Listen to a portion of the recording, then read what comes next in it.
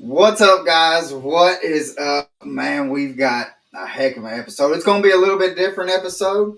We are trying something new. We were wanting to kind of expand our horizons and stuff in 2025, and I think we have done it good so far.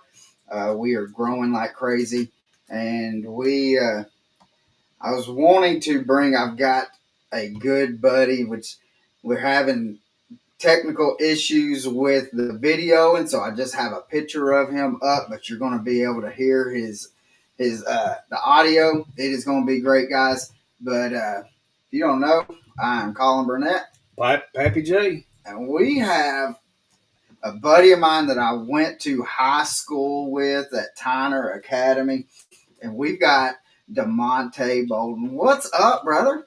Hey, how you doing, man? How y'all doing? Man, just living the dream, living the dream. Demonte, so we went out fishing here, what was it, a week and a half, 2 weeks ago? Most definitely. And man, it was a time.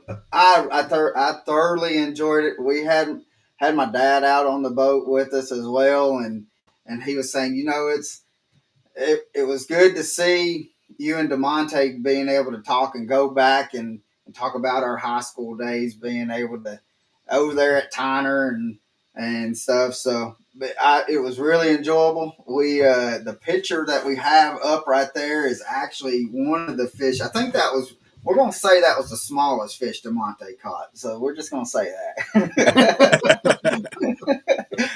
So, but man, it was a blessing to be able to have you on.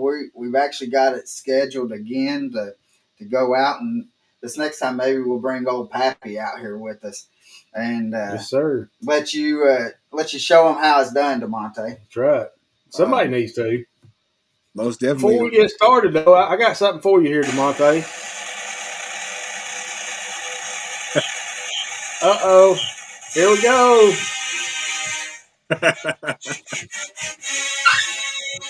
Best spot song in the world right there. Let's mute that off of here. I just had to do it. But guys, and if Pappy will kind of scroll up a little bit, let's show it off. Let's show it off. We'll be able to look at there. Look at that. That jersey that is right up over, I guess it's your right shoulder. That is Demonte's game jersey from Tennessee, and it looks like those are a whole lot better built than what they are right now, for sure. But old Demonte, I asked him for it. I said, Demonte, old Pappy, he's an Alabama fan. I need to grab one of your Tennessee jerseys so I can put it up on the wall. And so he done me a solid right there. So thank you, Demonte. Oh, good. No problems, man. No problem. I ain't gonna lie. I knew y'all two was up to something, so I had brought something to put over whatever y'all was up to. my great Alabama flag, but as soon as I walked in, I seen it. I thought, man, that's pretty cool. That was pretty cool that you did that. We really do appreciate that, man. That means a lot. It really does, and I'm sure you got plenty memories in that jersey. Most definitely. I told him, man, I had a couple of jerseys to give him. I figure, hey, man, why not share the love? That's right. That's right. So I do want to talk a little fishing with you, but we also, before we get into the college football, we kind of have some questions for you on that aspect of it, because there's no better person to ask, and I know just knowing you from Tyner and all that, and knowing and seeing who you've grown up to be, that you're going to give us the honest opinion, goods and the bads of what's going on with it. And but I do want to talk some fishing. So Demonte, how did you get into fishing, or how did you get started into it? Well, I was a little younger. My mom used to go fishing all the time, and I decided to go with her. And every summer, during the summertime, I always fished with her down at River Park at the beginning, and Right. we definitely just stayed off on the side, and we didn't use much. We used just crickets and worms, and we would just fish all day. Heck yeah. And so, and I imagine because I know when we were growing up, um, everything that pretty much everything that we caught was going into the grease because it was going onto the table. Was that the same thing with y'all? Yeah, it was definitely going on the table, but at the same time, we would always catch and release. We would catch some and we'll eat some, but at the end of the day, some of it we'll just have fun. Just it was more like a camaraderie thing, Yeah. sharing a commonality with my mom, enjoying each other's time, just being out there in the summertime and catching fish, man. Just doing something for a young guy. Heck yeah. So I do want. So when we went out, because we I wanted to do something with you because again I didn't really know how much fishing experience that you have had, and so I wanted to at least go and be able to put you on some fish, and so we actually went and done some live bait, and and was able to get on a few of them. I mean, it was a pretty decent day. It's at times it was a little slow. We Uh, had current issues was the main thing that wasn't setting the fish up for us, but man, it was a blast though. It definitely was a blast, man. Especially when we was out there. I didn't call it a slow day. Every time we stuck a rod in there, we definitely caught something. Then your pops would come on and say, "It's your turn, Demonte." Even when I had a slow turn and y'all was catching them at one point, but as Yeah, soon as he would say that, I would get a bite or a fish. yeah. Sometimes it wasn't fish that I wanted. It'd be a little small or a little bigger, but we definitely shared the catches. If you get what We I'm did, we did, saying. we definitely did, brother. Man, it was, That was and awesome.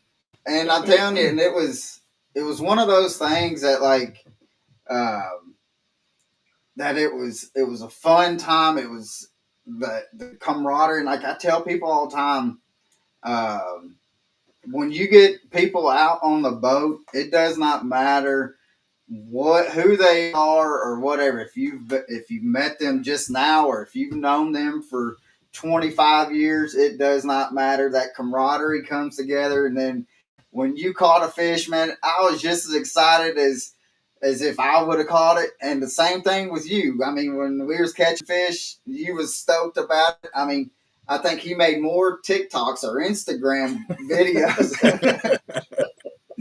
So, but it was a blast, man, and I can't wait to get you back out on the boat. And we're definitely going to grow uh, to where I'd love to be able to get you to where you feel comfortable throwing some artificial bait and stuff. So we're going to definitely get you in on that and have some real good fun with it. Absolutely. Most So, definitely. Most definitely. but I do. With that being said, man, I can't have you on here.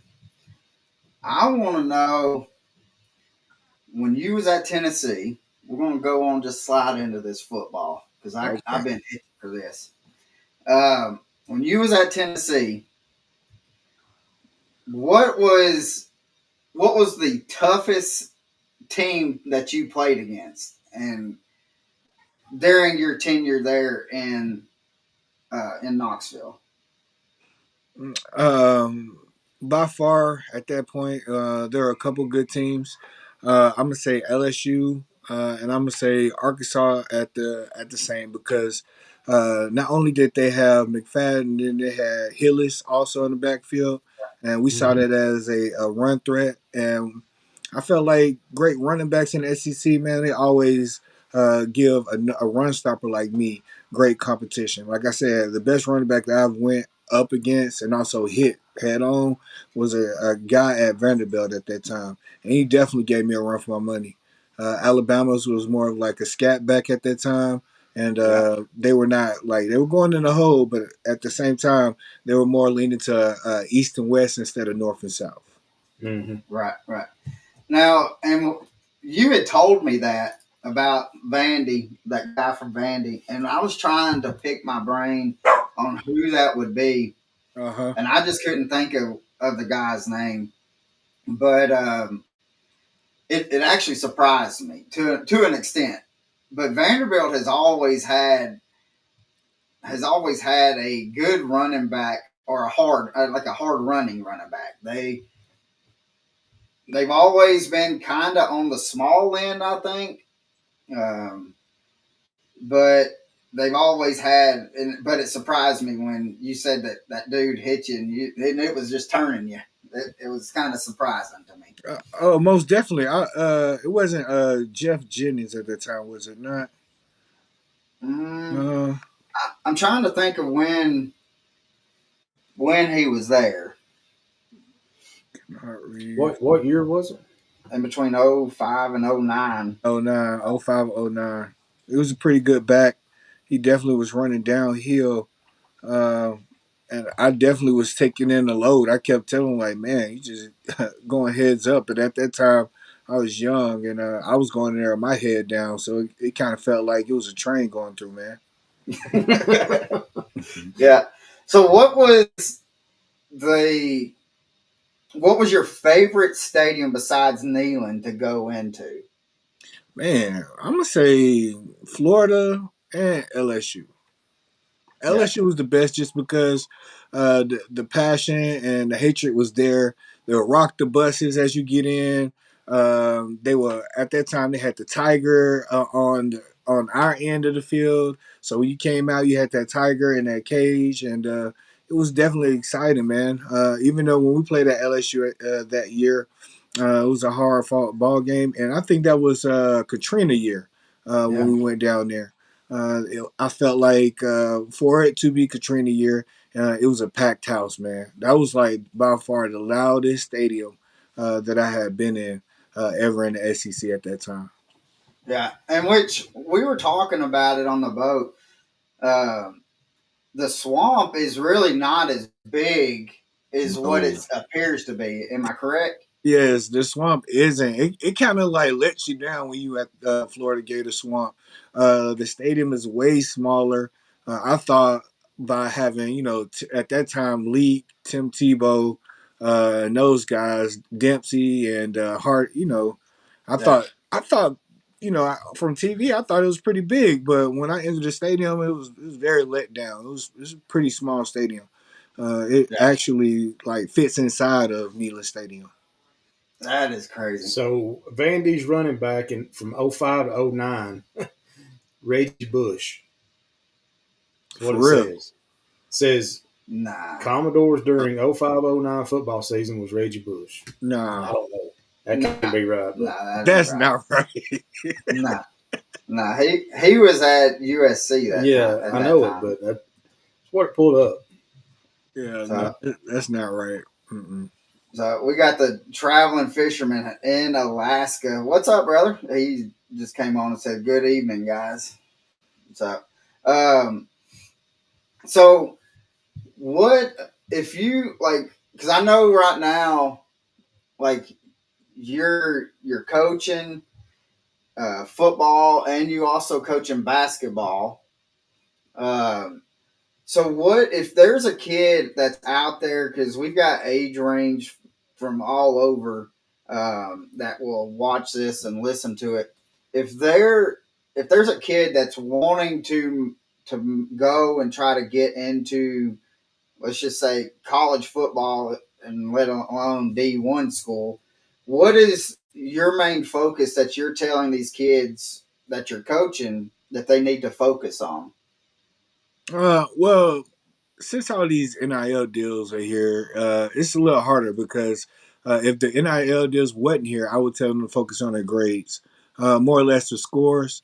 Uh, like I say, cream always rises to the top, but at the same time, focusing on your grades is the main thing. I'm not trying to just be political, but a lot of times, man, you have some great talent out here, but unable to get the grades to get into college.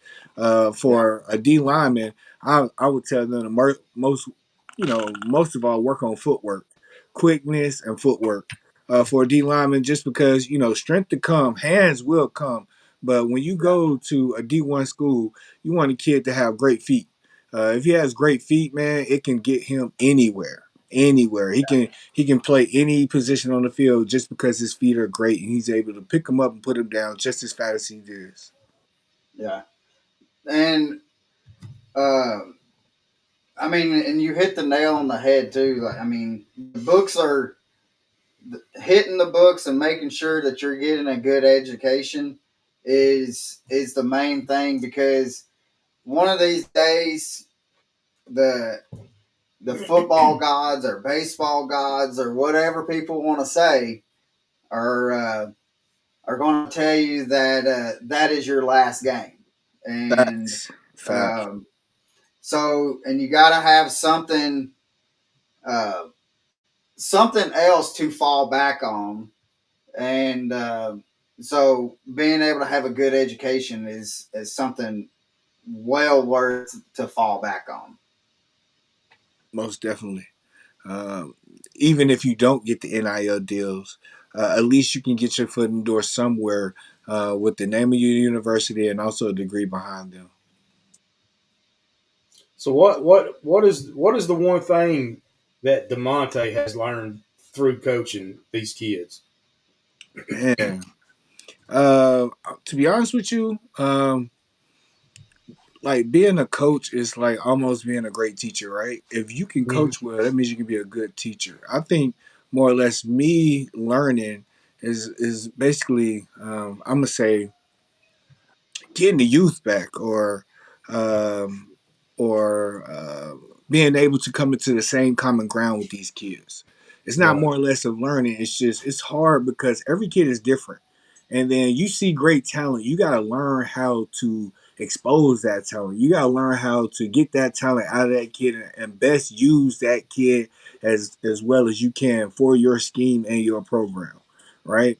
I know as a high school coach, I see a big guy or a D lineman guy, and I know he's not aggressive, but I got to use his attributes. So I definitely got to tailor his workout, tailor his practice to expose his attributes, whether he has explosive hands or he has a great get off. I have to give him more superlatives just to make him feel that, hey, my talent really does matter.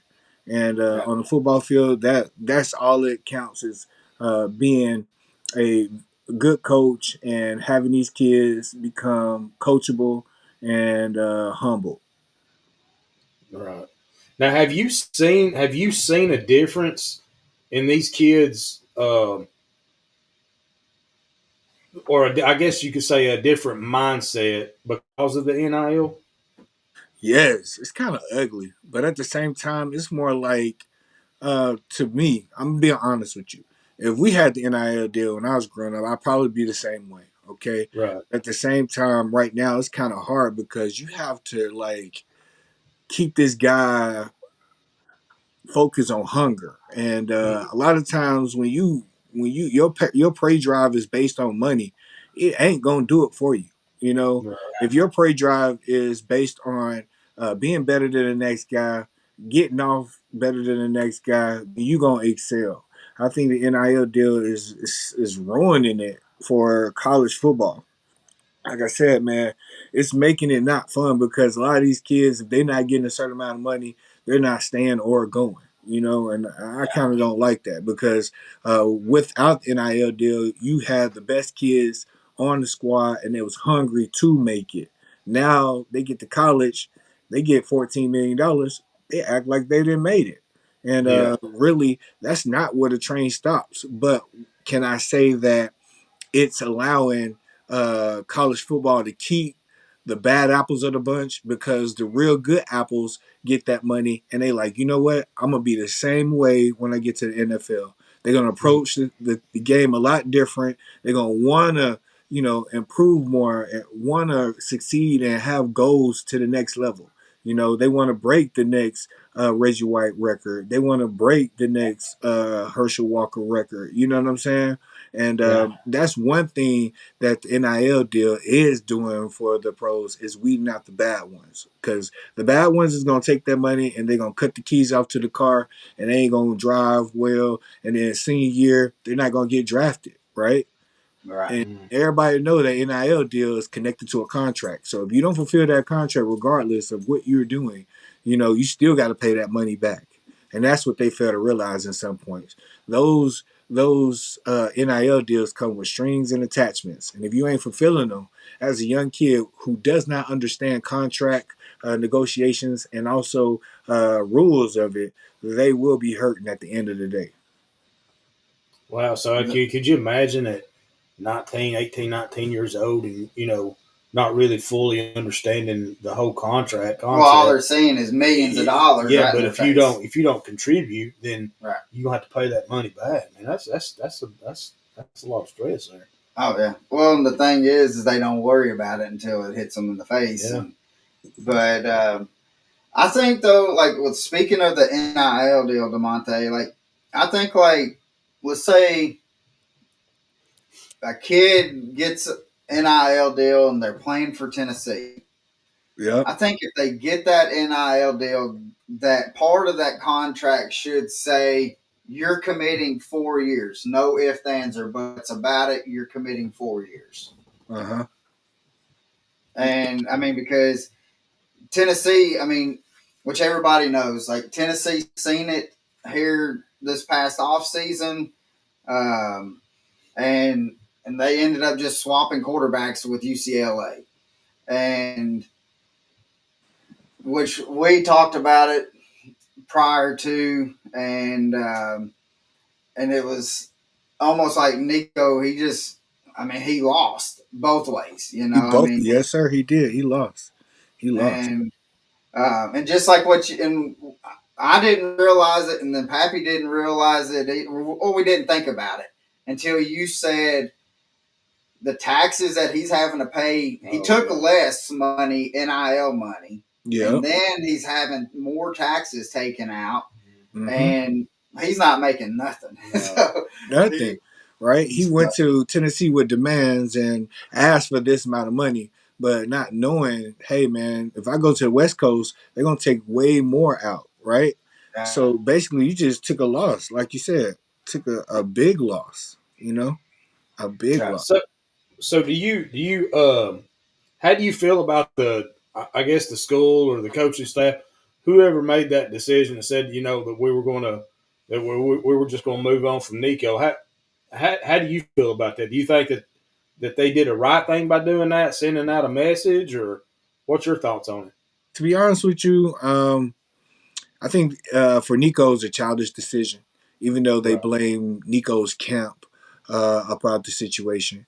But at the same time, for Tennessee, it was a great move because these top quarterbacks, man, they come a dime a dozen. We can definitely play less for a hungry player.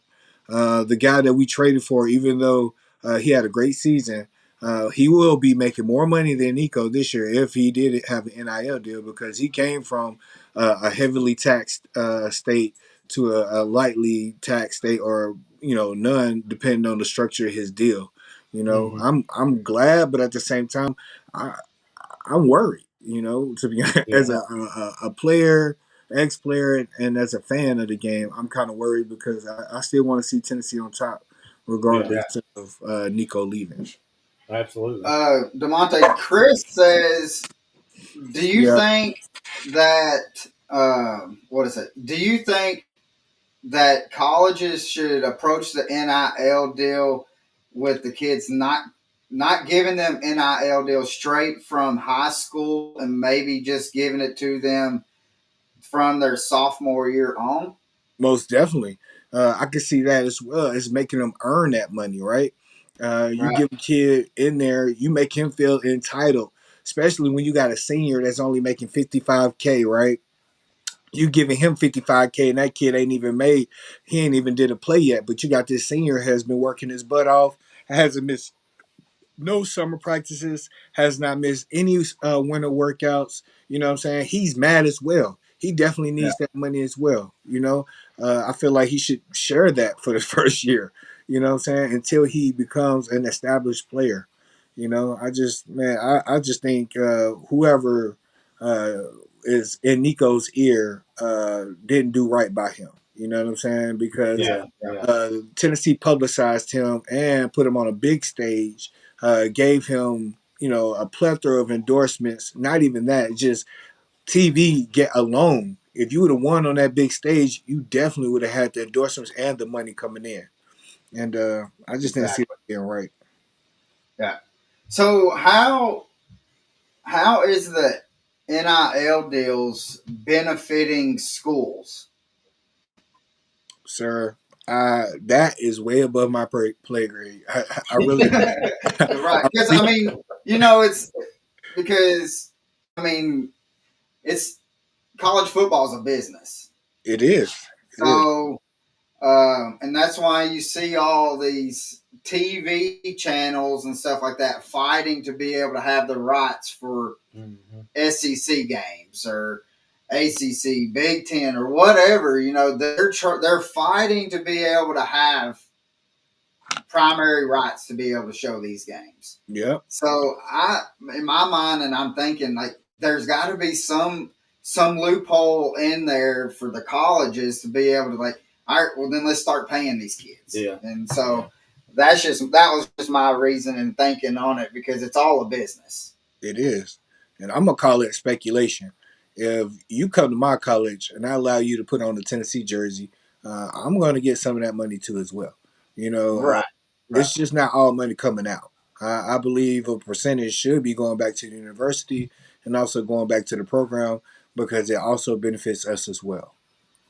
Correct. I mean, because you can't have a top notch program Uh huh. and then not having any kind of fundings. I don't care what school it is, and not have any kind of fundings going back to the program because as time goes on, you're going to one have to revamp uh, your weight room, your program, and stuff like that as well. And if you don't have any money coming into it, then it's a lost cause. It is. And also, you got to think about those past guys who came there who didn't get those NIL deals, who were great, right? Right. Who did succeed on the football field but didn't get paid, right? You actually got to put that into alumni. Some of those guys have to come back, like I did, go back and get your degree. And I think that also would benefit the program and help them in points as well, since a lot of times you get a certain amount of points for guys coming back to graduate. It'll help the university look good on paper, you know. Right. Now, do you think since the NIL, do you think that's going to affect the NFL? Since now these kids can theoretically be making more money than what they could on a rookie contract, unless they're going in the top first round. Do you think that's going to like you're going to see a smaller draft going to the NFL? I'm gonna say you're gonna see a less talented draft going into the NFL, right? Okay. Because a lot of those kids who are talented are gonna get paid on the college level, but like Cam Ward, right? He wasn't really getting paid at Miami, right? So he Right. got that first round draft grade and got paid because he wasn't getting the endorsements and also the exposure that Shador Sanders got, right? I really Mhm. thought that I thought that NFL was trying to humble Shador, but also I'm on the NFL side. I thought Shador was better than a couple of those quarterbacks, but also Shador was getting paid way more money because of his name and also his father. So I think that they gave a lot of those kids who lack thereof money those opportunities to get the first round draft grades so they could get that money to support those families, right? That See, makes You got and I sense. those, didn't even I never thought of it as that. yeah, yeah, Um, yeah. They're to hungry, man. me, I didn't think that he was the best quarterback in the draft. No, Because if you have Travis Hunter that you're throwing to, he makes any quarterback look good. yeah, Um, I did think that he should. I was more or less thinking that he's going to be a late first round, early second is what I thought would have been good for him. facts, facts. So now this last draft, was there a D lineman you were that you were excited to see get drafted? Most definitely. Number 27 for the Volunteers who went to Atlanta. I really thought that that guy would have went higher than what he did. You know, Yeah, I thought he was very effective. Even as a freshman, he was coming out there wrecking shop. But at the same time, they had some negative results out there for him. But I felt like that guy should have went out earlier. But I was definitely happy to see a Volunteer to go into the first round that late. It was a disappointment, but I'm yeah, very happy to see him go.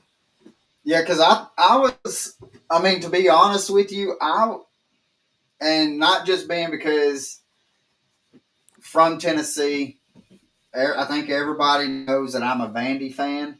I pull for Tennessee Yeah. until they play Vandy, and but I was thinking that. Oh yeah, I was thinking that that he should have went round 15 to 18, where I was how I was thinking. I mean, because we got to watch him every Saturday. We got to watch him, Okay. and I did think that he had his definitely some good footwork and stuff, that he was explosive. I thought that, um, but I mean, I it's not our judgment call to make who goes what pick at all. So, Yeah. Yeah. um, It's more like a does popularity contest on that level. yeah, yeah. Dustin Muse says Nebraska exposed Shador. Well, I don't know. I mean, uh, Well, you have to know this, Demonte. uh, Dustin and his wife Jen is our marketing people. okay. They are from Nebraska. They love Nebraska Sooners, is what I tell them all the time. These are my Nebraska Sooner fans, because you know how a Nebraska fan loves them Oklahoma Sooners. Mm, So, uh, so anytime he can throw anything in that has to do with Nebraska, uh, he's going to. I do. I mean, they did give them their first loss, I think, this past year, wasn't it? for real? Yeah, Who? Colorado. Rado? Nebraska gave Colorado their first Oh, loss. yeah, I'm not sure. Um, I think. I mean, because they had. I mean, they started out with a pretty good bang. Yeah. But my dad says Neyland becoming the fifth largest city in Tennessee for every home game with 104,000 seats filled at $30 per seat equals 3 million plus with no parking, food, or memorabilia. Big business for sure. yeah, most definitely. Most definitely, it's a big business. A hundred Yeah. thousand plus, and I mean, at $31, you're not talking about the nosebleed seats compared to the field seats. I guarantee the field seats are a lot higher than that. Oh, I guarantee. Oh, I know for Mhm. sure. Yeah. I So know for sure. So, yeah. what was it? Could you, like, when you were playing? Could you tell a difference from? I'm not talking about like some smaller D1 schools, but like, could you tell a difference in between like SEC and ACC and stuff like that when y'all would play in different conference games? I would say yeah. I'm gonna say slower. Okay, I'm gonna say Penn State, Wisconsin. Okay, I'm gonna say they were slower. I'm gonna be honest with you. A non-conference game that ran us out the stadium, but we won, was the Raging Cajuns. Man, they ran something called. If you're Yeah. familiar with football, they ran NASCAR the whole Yeah. time. So they was trying to gas a defense. So as they was going NASCAR fast, fast, fast, I was so tired. I tapped out more than two or three times in the game. I'm being honest with you. It's different when you play those teams. They definitely run their schemes and they definitely come to play ball.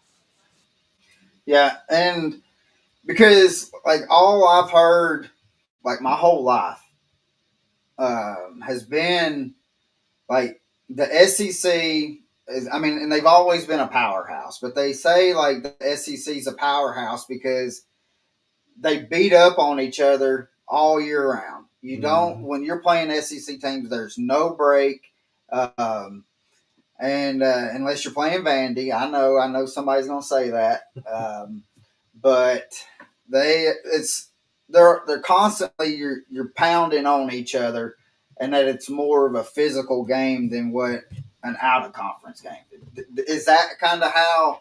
Is that a legit statement? I would say yes and no, just depending on who you playing. Right. It's different, right? I would say heads up going against Alabama, right, or a Auburn at that time. They Yeah. were more like a little harder, just because they had good strength coaches, and we also had a great strength coach, Johnny Long. It definitely prepared us, but when you going head to head and you talking about old school football where they talk about running up the gut, run it, old school football. So it's more like Right. you're playing to run every play, right? It's more harder against a SEC school than you are playing against another school. The softest, best, the loudest stadium, but the softest lineman I ever went against was LSU, bro. They looked so hard, but they were soft, to be honest with Right. you, right? It was like when you laid contact wood, you used to plan to run, but you play at LSU where they're passing the ball and they're not running against us because at that time, John Chavis, our defense was the number one run stop in the SEC for the last 4 years. So Yeah. they was Heck trying of to a coach. pass the ball. Yeah. Now, I don't want to oversee it because I mean it is a big thing. You actually did play. What was it? 9 years, I think, in pro ball in Canada. Yes, sir. I did, sir. I was up there. I had a great time.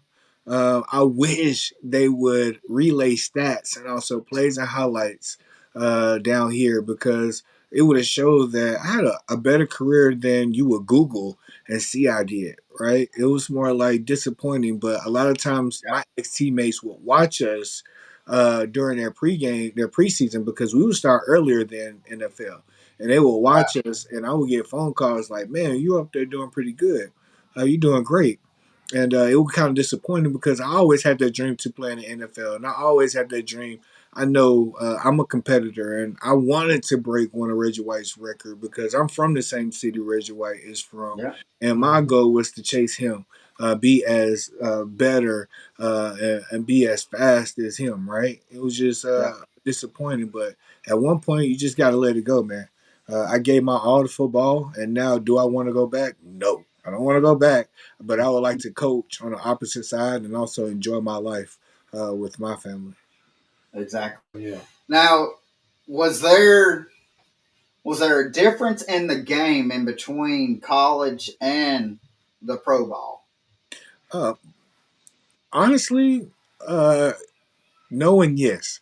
College, you had bigger players. Pro ball, you had bigger players who had feet, right? So they was avoiding Right. contact. They knew how to play the game. They were technical. They were sound at their passes. They were sound at their protections. They were not looking for contact because in the pros, a lot of those guys are trying to save their bodies, protect their bodies. So they would come up with different moves or different pass protections to keep a D lineman who is looking for contact off of them, right? It was just Right. different, right? It's more softer in the pros. Like you have to be real quick, on the D line, offensive line. Cornerback and receiver situations is more of a finesse move. You have to be fluent in your moves. You got to learn how to protect and coverage, and you got to learn how to protect the boundary. It's totally different. It's totally different. Right. Now, if do you think, and I kind of know the answer to this because we talked about it. Do you think if Tennessee would not have put you as a run stop and kept you at the same high school position, being on that outside edge, how many sacks do you think you could have gotten? Oh man, a lot. I'm gonna be honest with you. Watching there and being prepared, it was just night and day. Going Yeah. from an edge rusher, outside linebacker, I was literally an outside linebacker to putting my hand in the dirt was literally like it was hard. although I didn't know how to in college, I wasn't very good trying to pass rush in the interior because that was my first time playing in an interior position. My job at that time was we had the best running backs in the SEC, Demonte. What you have to do is stop the run. I was taught from Dan Brooks to stop the run first and then play pass. So in order for me not to get cussed out by Chavis or Brooks, I would stop the run first and then play the pass. But I had great games against Georgia as well, man. Yeah. Georgia were great games because it definitely exposed and helped me be able to look better because I was running sideline to sideline. Right. So, man, you got any more questions for him? So did they approach you about the position change, or was this something that, I mean, well, yeah, I guess it'd been your coach. Did they talk to you about it, or did they just move you? Man, it was if I had the NIL deal and they did me like this, I probably would have left Tennessee. But it was more like you here now, so stick your hand in the dirt. So I was more like, I can't leave because the opportunity here, man, comes once in a lifetime. And being at a prestigious, I'm gonna say, public university as Tennessee, man, to play for them. It was definitely an honor, and playing in that stadium, it was definitely an honor. But if the NIL deal was here and I was playing, I would have left. I'm gonna be honest with you. I probably would have went West Coast and played on the edge, and I would have been a pass rusher in the NFL in the edge. Yeah. So this is a two-part question. Mm-hmm. Your Who is your favorite quarterback to play against, and your most hatred quarterback to play against? Oh man. Oh man. Uh, oh man. I'm gonna say at the time there was a tall quarterback who was not mobile, but Russell for LSU, right?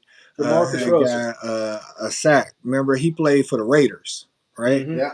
Um, I would say that was the best quarterback because for one, he wasn't as fast, he was slow, and I can definitely get an easy sack off of that.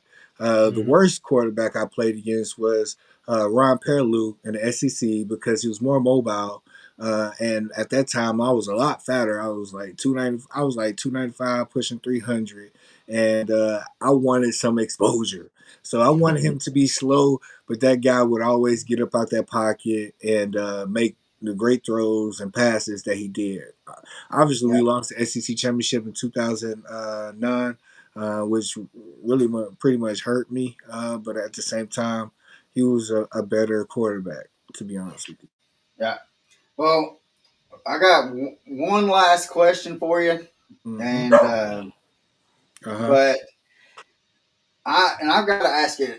I didn't ask you this out when we were on the boat. What do you think do you think that you could have been able to get to Pavia? I'm gonna be honest with you. I don't know. Javier probably it seemed like a guy he hide between that line, but when it's too late, he gone.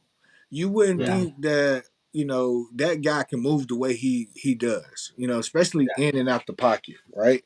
But I think I would have got some shots if he would have ran it up the middle or up the gut. But if he bounced it to the Yeah, and outside, which he did. He yeah, did like running it straight up. He'd follow that center right up he the did. He gut. did. He's pretty good at that. That's what I'm saying. He Yeah, hides behind his line, and he's short. The fact that he's deceptive it was crazy, man. I watched a couple games of the man. I thought he was great on his feet. yeah, He had a great arm, and media was definitely high on him. So I'm thinking this year he should be a lot better, shouldn't he? yeah. And they brought that tight end back. Mm-hmm. That the tight end would they were projecting him to go within the top 2 rounds of the NFL. But as soon as Pavia got that NIL deal, or was that not that deal? But when he was able to come back, he that tight end says, "I'm right here with you." He said, "We're going to finish this together." And so, That ain't bad. It shows that Vanderbilt is going to be effective in the SEC. You Yeah. know, yeah, I just hope we don't add any more teams to the SEC to oversaturate it. Oh, I know. yeah, that's Like I think keeping the SEC exclusive made the SEC what it was Yeah, because we Yeah. was contenders, right? I agree. Obviously, we know Ohio State is a great contender team, but I felt that if they came to the SEC, boy, they would not last. You know what I'm saying? They wouldn't be as effective as they are now. But I think we should keep the SEC the way it is. No more adding teams. Then it kind of kills our exclusiveness. You know what I'm saying? I really think I like it how it is now. Adding Texas was like too much. Oh yeah. So, well, guys, we have Beau is well. He's been sitting here. Yeah, I think he's been listening to us. So we're going to bring Beau on. Demonte, man, I cannot thank you enough. We're going to have to have you come back on, and we'll do this again. And we're gonna. I'm looking forward to get you back out on the boat, and we'll bring Pappy out there, and maybe you can show him like one of them little hip checks or something like that out on the boat. So but Just make sure it's a hot day. yeah, Hey man, thank you for having me, guy. Man, I hope I do get a chance to go out there in that boat and have a great time with you and heck, Pappy, and also tell your grandfather or your father I said, hey man, he was definitely a great guy to be out there, and the yeah, jokes. he's in the chat and he's been talking. He wanted me to say something about if I he asked if I mentioned anything about that huge fish that you had to come off right there at the boat. So, no, we didn't talk about that one. Hey We man, don't well, talk about the miss. tell Pops thank you for catching that huge fish before it came off my line. It slipped away, but when he grabbed it with that net, it was definitely a perfect catch, man. It was definitely Yeah, good. yeah. So, well, man, brother, man, again, thank you, and it's an honor to have you on, and thank you again for that jersey above Pappy there, Oh, and it's gonna be staying right there. It's an honor to be able to somebody come in and ask about that jersey to tell them that I got that from a friend. So I it's really appreciate it, brother. all good, man. Anything for a round. Yep, yep. So All right, guy. well, we'll holler back at you here later on, and we're gonna schedule that time out on the boat with all of us. All right, guy. So We'll have a good we'll one, see you, brother. Demonte. All right, man. Have a great day. You too. All right, guys. As I am getting this all put together, Bo, sorry that it took a little bit longer than what I had told you initially. Man, I'm just happy I wasn't part of that conversation because I know nothing about college football. Well, I'm kind of, to be honest with you, I'm kind of in the same boat. I know enough that I can talk about it, but Pappy here, he's my college football guru. That if I have any questions, him and another buddy, uh, I can. If I have any questions about college football, they're my two go-to guys. And then Demonte with playing. Yeah. Uh, we just figured that with having him on, um, main reason is actually because Pappy's got a boy that is playing offensive line for high school. It's coming up on his senior year, and I was just wanting to be able to be able to get questions answered and stuff that to where maybe his boy could work on things and stuff. So that was the reason for having Demonte, and he's always been open, and he's always a good conversation to have. So He seems like a really sweet gentleman for sure. yeah, yeah. So guys, if you don't know, we have got Beau from Volta Power. This is a brand new battery company that is taking leaps and bounds over the batteries that you were seeing with the lithium batteries. They have done their study. They're and the batteries that they come out, they've taken the good from from all the batteries. They looked at the bad from all the batteries and seen what they can do to be able to make the best lithium battery. And I wanted to have Beau come on because, again, I knew that the podcast was going to the first part was going to be primarily football, Yeah. and so I wanted to still kind of have that fishing feel to it, and so Beau came on, and or we asked Beau to come on, and he was more than happy to come on, just uh, because one, uh, they don't have they have the batteries, but it's just not batteries. They also have another company that has some bearings, and Hmm. these bearings you have to get them, check them out. You are You going have to to. We're going to go through all this together. So Yeah. Beau, I'm going to let you have the floor, and you kind Okay. of just tell everybody who you are, Sure. and how you kind of got into the fishing realm and stuff like that, if you don't mind. Absolutely, 100%. So, I've actually been fishing since I was a very young man. I think my mom's got pictures of me throwing a bait caster at like 5 years old. So I've always been in the fishing community, and grew up fishing real heavy in high school. I had the dad that was cool enough to take me out on Friday afternoons, and we wouldn't get back home till Sunday afternoon. And uh, big part of my life. And then after high school, you start chasing women around, and fishing kind of gets put on the back burner. Right, Then I met my wife, had kids, and the tournament and angling side of things, and the weekend warrior thing kind of went to the side. But still fish when I could. Um, the battery thing is something that my family has been in the industry for over 10 years now. We have a local business here in Arizona, Phoenix, Arizona, and we got our feet wet in the everything going forward with the batteries on the golf cart side of things. really, Arizona's a big Arizona's a big retirement state, so we have a lot of folks from all over the country. They come in for 6 months and then they leave for 6 months. Really messes with the roads and traffic. So the cool thing is when they're gone, the kids are out of school, so traffic is pretty much non-existent, which is great, especially when you're running out the door at a bad time. But what we did was is when we were doing the golf cart stuff, lithium started coming on the scene, and we're like, well, we have to get into this because this is something that is going to have better margins. It's just going to be better. So we started bringing lithium products in from people that manufactured it. We didn't have our battery business at the time, right, and we were bringing the stuff in, and everybody kicks your door and says, "Hey, this is the best thing since sliced bread, man. You got to try this."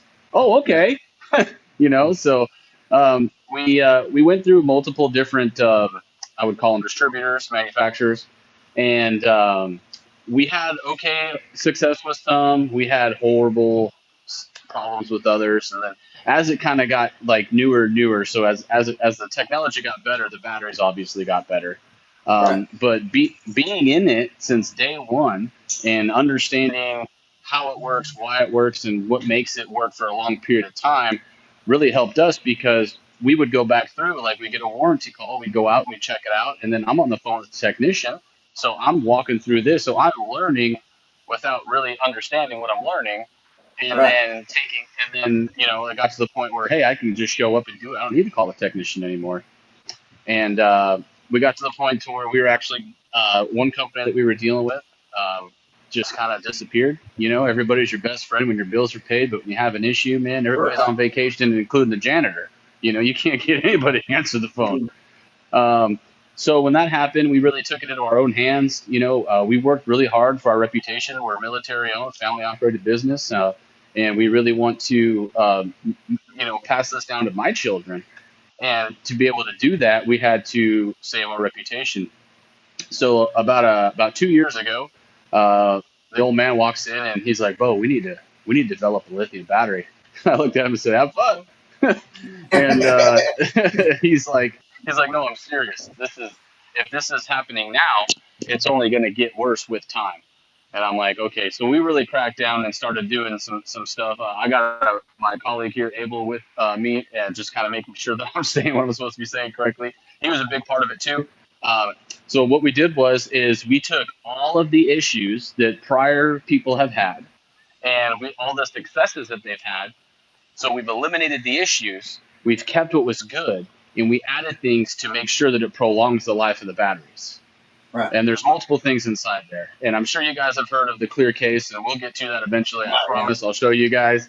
It's an awesome marketing tool. My he's a genius when it comes to stuff like that. But so we started producing the golf cart batteries, and these things they were outperforming any expectation that we had.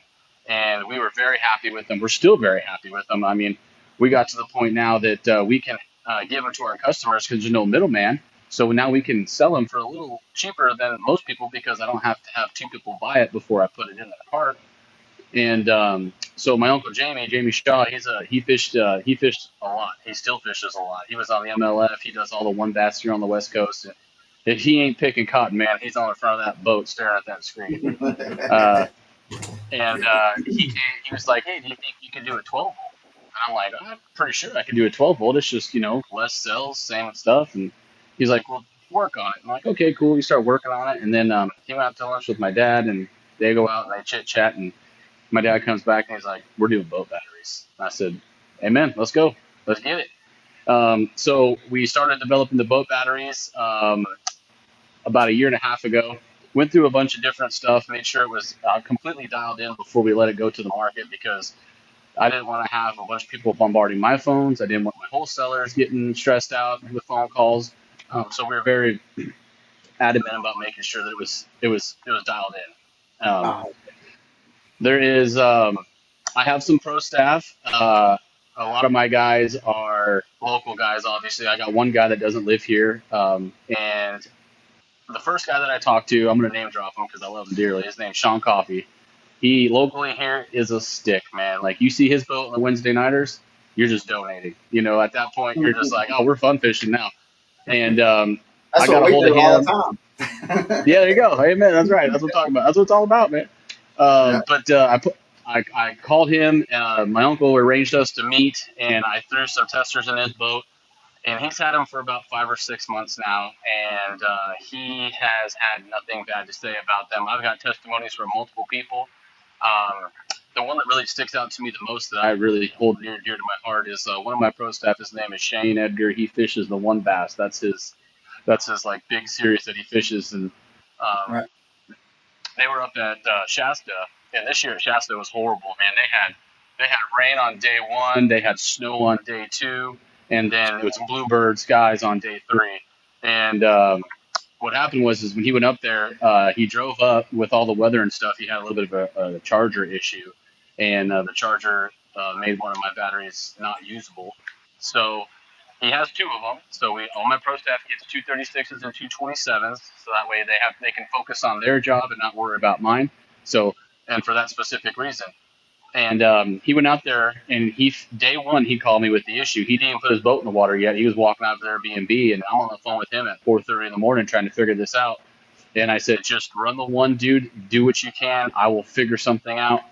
And he ran all 3 days on one charge on one battery, fishing a competitive tournament like that. And it gives me goosebumps just talking about it because, like I said, these things are outperforming any expectations that we had for them. Even Sean, during the week, he does a lot of guide stuff. I've never met a pro fisherman that doesn't guide. I mean, I don't know about you guys, but everybody that I know that's pro fisherman, they're a fishing guide somewhere. Exactly. He beats those things up. If he uses them, if he's not on the water 3 days a week, he's on the water 5. Either way, and then he's got his tournaments on the weekends. So the longest duration, he said that 2 weeks ago he was fishing Pleasant. I don't know if anybody's familiar with Pleasant, but it's a super deep lake. We've got a lot of deep lakes here in Arizona. Super deep lake, super clear. It's about 30-foot visibility, which is one of the biggest cool things about Arizona is that clear water. Now, don't get me wrong, not all of them are clear, but a lot of them are. And they were fishing an all-day tournament. He was on his trolling motor all day long, nonstop for 8 hours, and he only got them down to like 37%, which is that's amazing. That's amazing. And so yeah, the batteries are doing very well. The Shane situation, I have to give all the credit to that situation to our active charging. Active charging is what separates us apart from everybody else in the battery industry. To my knowledge, we're the only lithium 12-volt marine application that has active charging. And what active charging Right. is basically you got this little contraption in there. I'm going to use contraption because I don't want to confuse people with big words, but I got this little contraption in there, and what it does is every 60 minutes it turns on for 10 seconds, and what it does is it balances every single cell within 3 millivolts of each other. So your batteries will never go out of balance. It is physically impossible to go out of balance unless the active charger has a malfunction. Well, see, and that's what, when they go out of balance, that's what actually kills a battery in the long term, right? Correct. Yeah. So it doesn't kill the battery. What it does is when one of the cells drop, the BMS, which is the battery management system that's inside the battery, sees that there's a drop and it protects itself and just shuts off. Right. When you go and you like guys are trying to jump lithiums and like cross them over and put them in parallel to get them to come back, but if that cell is just so far gone, you'll never have the opportunity to bring it back. That's why active charging is so important. Yeah, that's interesting. Just and I mean, I would have never again. I mean, both of us, Beau, which you know, it's crazy. we throw little dabbies around all day, and this it just blows our mind. And then we go on our off days, we're out on Chickamauga or wherever, and wetting the line, and I know, like with having like there's no way with the batteries that I have that I could go 3 days with how much trolling motor that we use on the boat. There's no way that I could do it with the batteries that I have. It's pretty amazing. Another key feature to the lithium is obviously the all the talk. There's people that love it. There's people that hate it. Is that forward-facing sonar? The forward-facing sonar. The number one issue that you're gonna come in contact with people that are like don't like it as much is they're either not super familiar with how it works, or the application that they're running isn't fit for the application that they have. So for forward-facing sonar, the number one issue that people have is there's a voltage drop. So like your screens are looking for a specific voltage to be able to function correctly, and the voltage drop comes with the amperage drop. So if the amps drop, the volts drop. Amps, just for people that don't know what the amperage is, the UC ampere hour, like 100 ampere hour or 150 ampere hour, that's your fuel tank and the battery. That's basically what that comes out to be, is your fuel tank. So if you have say you have a graph that's pulling 6 amps and you have a 100 amp battery, 100 amp per hour, in theory, you should be able to go like 13 hours based off the draw and return. But what people don't understand is once that amp starts dropping, the second it gets to, I don't know, probably like 70% or so, now your volts are dropping. And that's what having those fuzzy screens. People say it all the time. You know, you can flip a crappie jig out 70 feet, see it hit the water at 13.4 volts. But come 2 o'clock in the afternoon, when your battery's sitting at like 12.5, that 70 foot turns into 50 foot. Yeah. So especially out here in Arizona with the clear water that we have on most of our lakes, is they see us before we see them, even on forward facing, just because of how clear it is. You know, like I was saying, Pleasant's got 30-foot visibility. The people learn how to scuba dive in there. They think it's the ocean. That's how clear it is. And we wouldn't know what to do with that kind of visibility. No, not at all. Oh, come on down, boys. I'll take you fishing. Come on down. Yeah. And now, have you guys explored into like game trails batteries? Like for game cameras? Yeah. No, sir. Unfortunately, we don't. We're strictly just deep cycle, big battery people. There are applications out there for sure. I mean, there's definitely. I got a guy here locally. He's a guide. Everybody knows a guide. He guides elk hunts up on the hill, and he first thing he does is he switches like you can go on like Amazon and buy those lithium ions that have higher ampere hour ratings than like an Energizer would. And he says it makes a world of difference. But here in Arizona, just recently, the last couple of years, they've actually outlawed trail cams, so we can't even use them. It's not considered fair chase. Yeah, I mean, you guys got cell cams. We all we got binos. Hey, we got cameras that shoot deer when we don't even have to leave the house. What?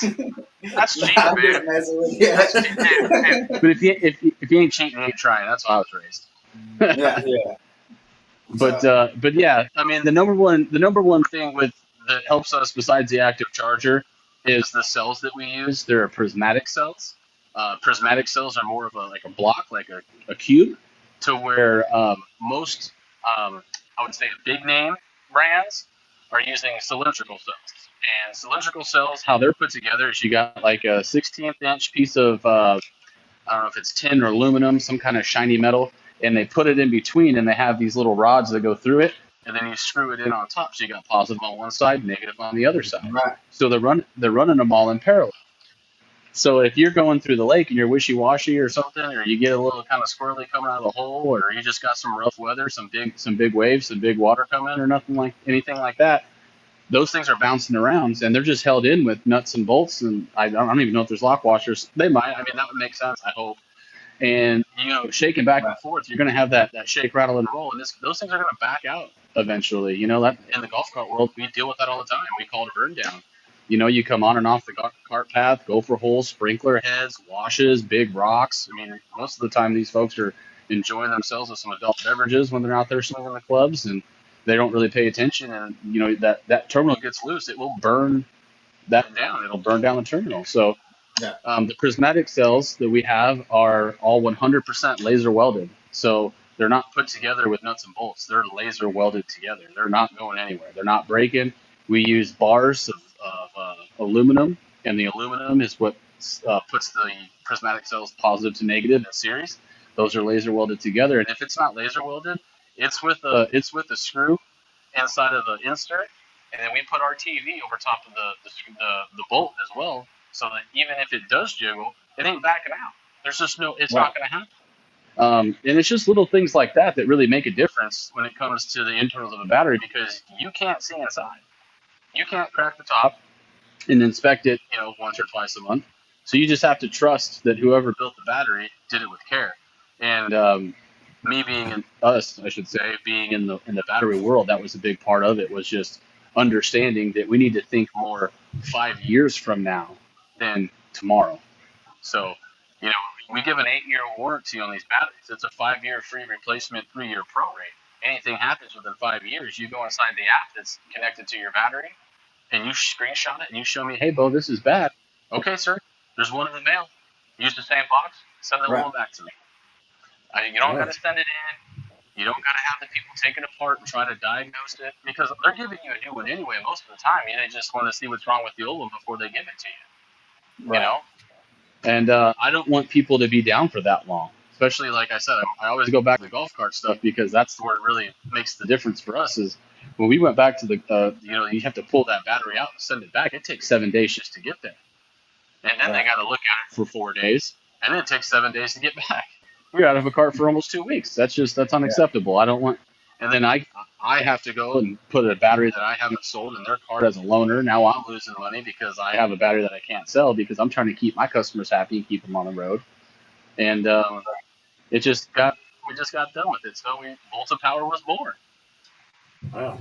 Yeah. And that's um, and I really like the mentality. I mean, because it seems that like the customer service. I mean, to me, that's what sells a company. I mean, because Amen. Mm-hmm. I've gone to where, and it's been some big name people that are companies that's in the fishing industry, that it seems like it's like pulling hen's teeth to one maybe get a rod replaced or something like that that broke on a cast with throwing a half-ounce chatterbait, that they did not want to replace it. They wanted I had to go do this and do that, and then and have pictures sent to them, and then they wanted me to send the rod back to them, break the rod to be able to fit it into a box so they can look at the break that happened. And I'm like, how are you going to know which one broke from the chatterbait to which one that I broke, just over my knee? and it was Yeah. the customer service is just horrible. And when we can get into like to with the company and stuff like that, that the customer service to where if I have a friend that calls me and says, "Hey, I need a battery," then we have no problem saying, "Hey, go try. You need to go check out Volta." And because one, if it goes bad, you're gonna have great customer service, and because customer Yes. service sells. I mean, I think Customer companies have service kind of is gotten sales. away Yes. from it. That it's too easy. People like beforehand, like when we were growing up, you had to go and talk to these people face to face. So more people was more kind to people. Now it's over the phone, and so now these companies, people through just don't email. care, or through email, and so then they just want to be. They don't care if they're hateful to you because they're not having to see you face to face. Yeah, it's a little cowardly. I understand that for sure. I have a drop shot rod that was gifted to me, and Yeah, I accidentally broke it, and I said, "Hey man, this is the deal. This is the situation. This is the warranty information. I got everything filled out." They're like, "Okay, well I need your receipt." And I'm like, "Well, I didn't. I got it gifted to me, so I don't right. have I don't have the receipt." "Oh, sorry, sir. Sorry about your bad luck. Have a wonderful day." Like, okay, thanks. And that just puts a bad taste in your mouth towards companies. I'll never And buy one. so, and I'll put just it that way. to hear you talking about like just where you just come on, just send it on, or well, you got one in the mail. Let's go. You're not trying to That's right. because a lot of these anglers are like what you were saying. They have tournaments that they're hitting every weekend. They cannot afford one to be able to sit out for 2 weeks just because they're having battery issues or something. Correct. Yeah. Absolutely. I mean, there was a time. There's a gentleman. So I live on like the east side of Phoenix, and he lives way west. And he was having an issue with the batteries, and I'm sitting in the shop, and I'm like, I got nothing going on. I'm like, dude, I will come out to your house right now. I'll drive out there. We'll go over it. We'll look over it. We'll figure it out. We'll do it together. We'll make sure it works. Because he had a tournament in 2 days. And Right. I told him, I said, do me a favor. Take your old 36, put it in parallel. I know they're not the same battery, but put it in parallel, see if that does something. And luckily it did, so I didn't have to drive out there. But he was like, I'm just happy that you would even have the thought to do that. And we do. We pride ourselves on our customer service. We've been Yeah. burned so many times in the past that we're it's not an obligation. It's just part of how we operate. You know what I mean? Yeah. It's like you got to get it done. Get it done now. If you do it right the first time, you won't have to do it again. So you guys have like have y'all had any customers from the East Coast maybe? That's funny. So Brandon Grubb is from Volt One. He lives up there in Kentucky.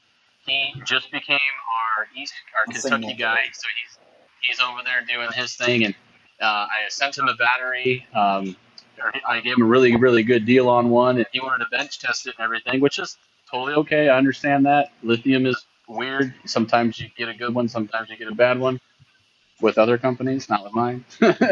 Yeah, but he wanted to bench test it and put it up against what he was selling, and he called me back like 2 days after he bench tested it. He goes, "Send me the information to set up the account. I'm not selling these other ones. Let's get it going." I said, "Absolutely, brother. No big deal. Let's get it Awesome. done." Jump on it. And Yeah. so if you got anybody in the Kentucky area looking to get your boat rigged up, Volt One, look him up on Facebook. He's a great guy. His name's Brandon. He's a wonderful gentleman to talk to, and he's very polite, and he's just a good person. But yes, as of the East Coast, that's all I have, and I'm looking for everywhere. I've got a thing on my website. You go to voltapowerlithium.com, and then you can click on the little tab, and it says "Become a Distributor," and fill out the information, and then either myself or Abel or my dad will reach out to you, and we'll get you set up. Yeah. Awesome. Yeah. Awesome. Because with us being, we live in Chattanooga area, and so Okay. um, we don't get out to Phoenix that often. Yeah. So, Yeah. If you do, make so it in the winter. Yeah. Yeah. right. Yeah. So, um, so what is it like? What is the benefits of having a lithium over a oh shoot, what is it? A lead. Like an AGM or lead acid? Yes. Hmm. Oh, okay. That's a wonderful question. I get that question all the time. And the first thing I always say is the thing with the lithium is that it is individual batteries that are tied together that are ran through a computer that tells it what to do. So on an AGM or lead acid, it's just lead Right. and electrolyte and all the compounds, the paste and all that stuff inside there. So with that being said, the battery is smart enough to understand, because when you, like, for instance, if you were to hook up a 12-volt AGM and you hit that battery, you're boom, falls everything it's got. You're going. Right. With the lithium, it kind of justifies it a little bit. It makes you don't have to do all of it because it's not calling for all of it. So you get about 5 times longer runtime than you do with AGM or lead acids on average. So, how are you seeing? Not to kind of jump back and forth, but because my mind's just going like crazy I know mine's with mesh right now. with all the information that you're giving, and we love the information, because the more information that we have, the better.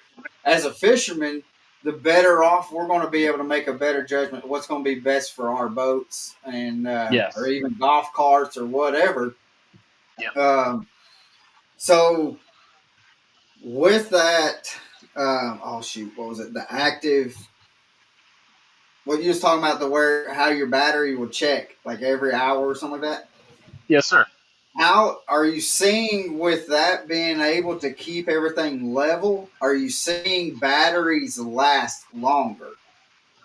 Absolutely, 100%. I mean, like I was saying earlier, Shane Edgar's case was obvious. I mean, that's just proof in the pudding. But not only is it usage, it's lifespan as well. You Well, know, that's we kind can. of where I was going with the lifespan, because Yep. I know, like, because lithium batteries, they're especially for marine batteries and stuff like that. Like, you can go and spend a pretty penny on lithium batteries, and Yes. some people, they're like, well, I may get 3 years out of it or 5 years or whatever, and so that was one reason why I was wanting to ask that, because in my mind and thinking, and which I spent 12 years turning wrenches and stuff, and to me, the more that you can keep things level, the one, it's not going um, to hinder the lifespan of it. It may improve. It's going to actually improve, because just like Yes. if you're running a motor and you run it with a quart low, the motor's going to last a whole lot longer if you had it topped off to where it's full. So the motor's going to be staying well oiled. It's pretty much the same basis of what you're saying. Everything's just staying to where it's going to be. It's not going to keep it fully charged. It's just going to make sure those cells are just fully to where they're operating at top. All cells are operating at top performance. Correct. Correct. Yes, that's what the active balancer does. The active balancer keeps all the cells within 3 millivolts of each other, not volts, millivolts. And that's So crazy. all it's going to do is it's going to prolong your run time, it's going to shorten your charge time, and it's going to give you longer life. Right. I mean, eh, when we were developing these batteries and we were asking about like some kind of balancing system or how does that work? Because there's two types of balancing in lithium. It's passive charging and active charging. Passive charging is where the BMS itself is used to balance the cells. The downside to that is that you only passive balance at the end of your charge cycle. So once you pull them off the charger, you put your boat in the water and on the water all day. Depending on what's going on inside there can be like this all day long, back and forth. With the active charger, they're like this all day long. They don't change. They're constantly the same, and it's going to just benefit everybody. Now, there's other features of the battery that I'm super happy about too. Like I'm not going to name any name brands, but there's other companies out there that offer a heater, and it's like an extra $100. And I'm Right. like, why would you charge $100 for a heater when it costs like I don't know. I have to talk to my dad. He knows all the pricing, but all of ours come standard with it. Doesn't matter. You buy a battery, you're getting a heater. Because just because we live in Arizona, we don't deal with those cold temperatures. But for like y'all, where you're up in Tennessee, it's a little different. It gets chilly, you know. A And little bit. lithium hates cold, hates the cold. Doesn't mind the heat, but it hates the cold. So we put a heater in there. And what it is on the one side. When I show you the battery, I'll point everything out to you. But the little heater is just this little tiny cube, and it runs to this heating pad that goes to the back of the battery. And that heating pad heats the batteries through and keeps the ambient temperature inside the battery above, I think it's like 58 degrees. I'm probably going to get wrecked on that in the comments, but that's a good, because anything close to freezing is no good. I mean, that's why you see Teslas on the side of the road up in Alaska. You know, that's the whole reason why. Lithium just does not perform well in the cold. So, like, if you put this in an RV and you're traveling the country and you come down here in the wintertime and you go back east or up north in the summertime, you're never going to deal with those extreme temperatures. But for people Right. that don't travel, that do fish, one of my pros, Roy Hawk, he was up at the Lake of the Ozarks with the MLF Toyota Series, and he was breaking 2-inch ice with the hull of his boat. Not a problem. Not a problem. That No is, big deal. Those things perform for him. He just couldn't find them. He just right. couldn't find them. But Right. other than that, I mean, we thought ahead. We put more than just a thought. You know, like I use the term all the time with folks that are super not knowledgeable about lithium. I just say we didn't just take a dart, throw it at the wall of batteries, put our sticker on it, and go out to spend money.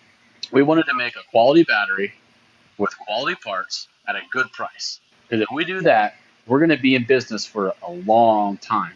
Because Yeah. the money will come. We don't need to make a million up front, but Right. after so long, you guys, there's people that are having issues, 2-3 years in it, and they just get another battery, and then that guy goes and talks to a buddy that's got one of my batteries in it. He's going 7 years without an issue. That says something, you know. Yeah. Oh That's yeah. a I mean, difference. because again, like because how I think of things is like, all right, do I go?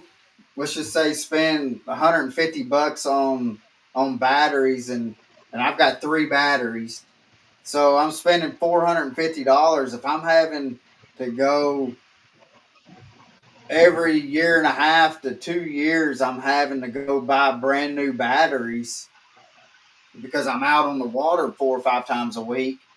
Then, and if I go and spend, and if I can get 5 to 7 years on a lithium battery, that 400, I mean, it adds up quick to where it's going to be. I mean, it's a no brainer to go to spend that money up front to be able to have that longevity later on. Absolutely, I absolutely. got kind of got a question. I know we talk about the lithium in the golf carts and in the fishing world. We've heard the lithium working on the forward facing sonar.